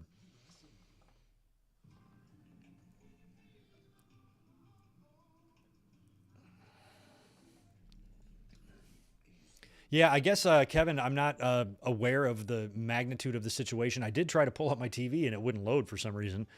So I have not seen, like, if I was watching this live with a bunch of friends and feeling that vibe, yeah, it's probably pretty jarring. Hamlin has a toy drive going on and it's just raised $650,000 tonight. So it sounds like a toy drive he's already had going, but in light of his injury, people have rushed to donate. See, people are good. For all the assholes in the world, there's the good. And for all the pieces of shit complaining that they lost a game or postponed the game or they lost their money in a ticket, sure, those people exist, but also exist are the people that will stop what they're doing and immediately donate to a charity or something of significant to the victim, and that's cool.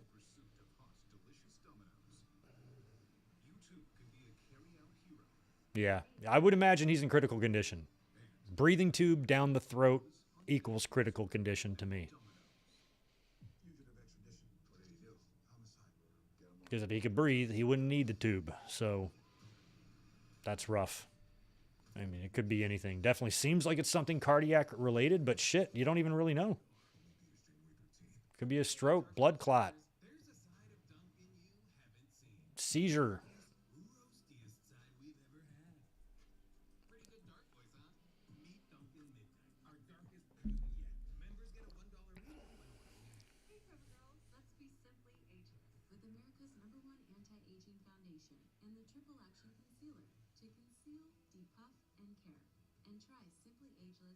Good. This is good information. This CoverGirl commercial. I'm learning a lot about lashes and something else for your eyes.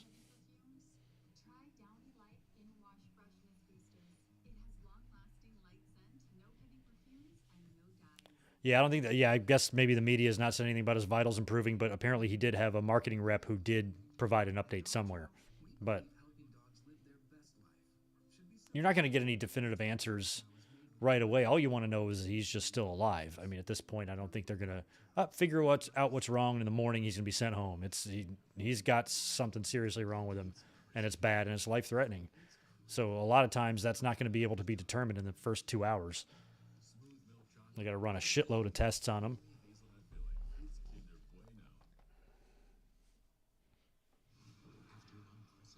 Yeah, Kato, yeah, you provided us with many updates on your blood clot situation when that was going on. Scary stuff. My grandfather had his leg amputated. I was like 12 years old, and he was 75 when it happened. And it was he had a long battle with stuff going on in his leg. I think it was blood clot related, and whatever it was like caused or triggered by his smoking, that he smoked his whole life. And he just had he was having 3 like leg operations a year, and then finally they had to make the decision to amputate it above the knee, and he had to learn how to walk with a prosthetic leg at like age 75 when he's already kind of frail and as it is. But he did it. He used a cane and he was able to walk on it, and it was gnarly, but it was just something random that, otherwise he was living a healthy life. He just had that problem concentrated in his leg.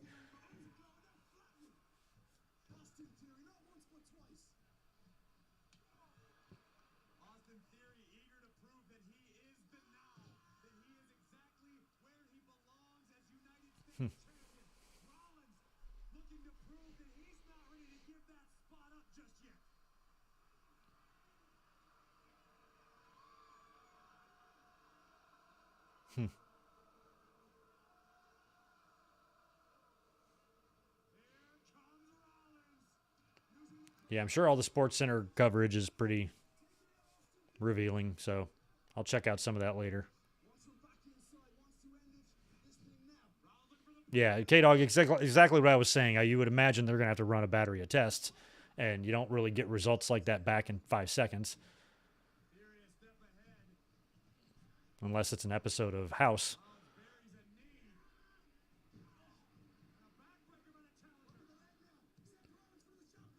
Which is one of my favorite shows ever, by the way. Dr. House.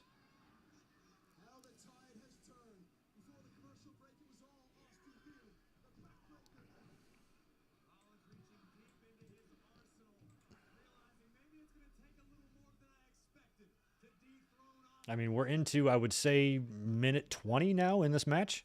They've been going. Maybe not. Maybe like 17. They've already gone a significant amount of time. The entrances took a while. But I'm pretty sure the bell rang with 25 minutes left in the show.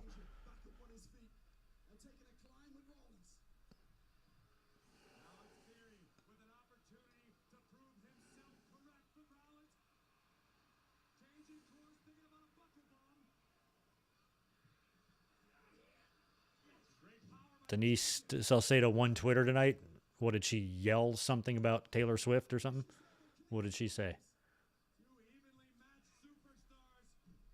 Up, roll up, inside cradle.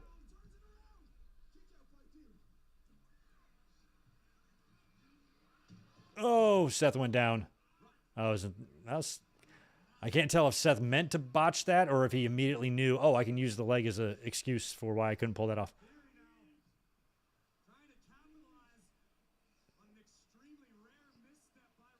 I mean, this is a super competitive match that has gone a lot of minutes here, with a few more to go.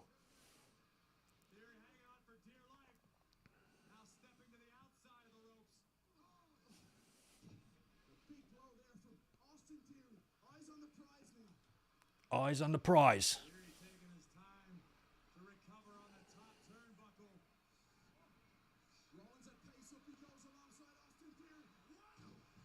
Nice.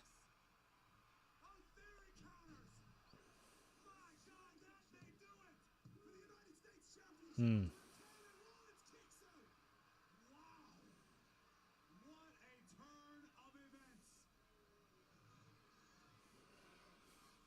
Seth Rollins kicking out here.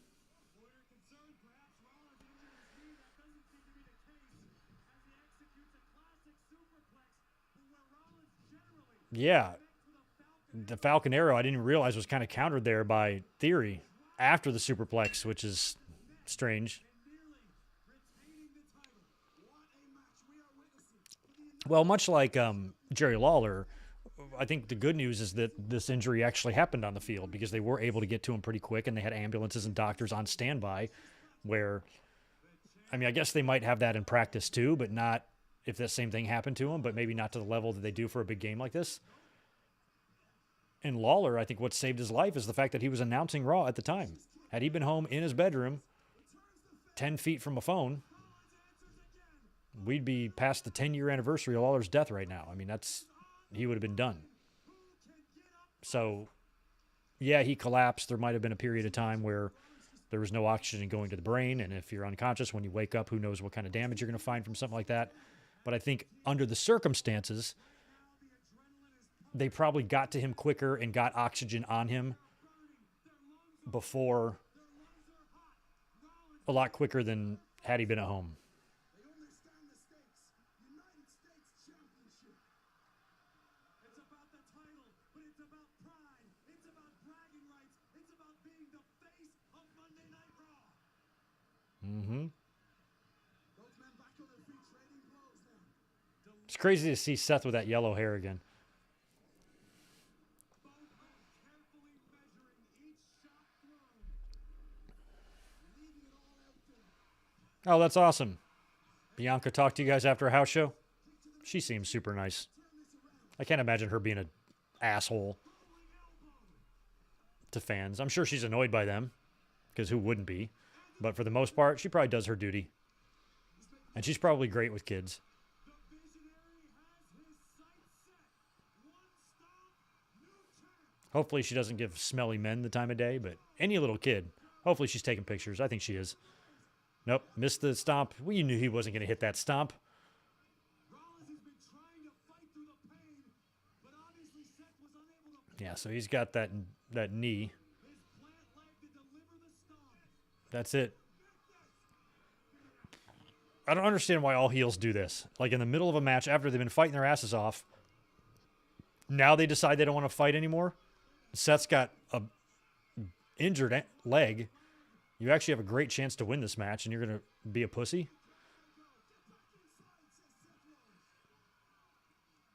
Theory was going to take his title and hide Oh, he's got the belt. Watch out, Seth. Oh, super kick. Oh, he's going to go for something. Oh, Theory's going to get the belt, though. He's going to hit Seth with it. Nope. Where is the belt? Oh, he kicked out. I thought Theory was going to grab the belt and hold it and hit Seth with it when he came off the top rope. I think like Jericho and Benoit did a spot like that or something, where Benoit like headbutted the belt and his nose exploded. I thought it was going to be something like that. Oh, he did do that one-legged.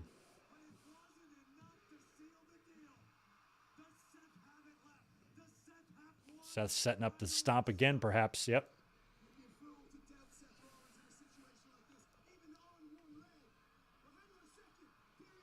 Yep. And there's your ref bump. Yep, there he goes. All right, so that's not surprising. Of course, you're going to get a ref bump. I don't think we're going to get a clean win here. Up, Seth's down.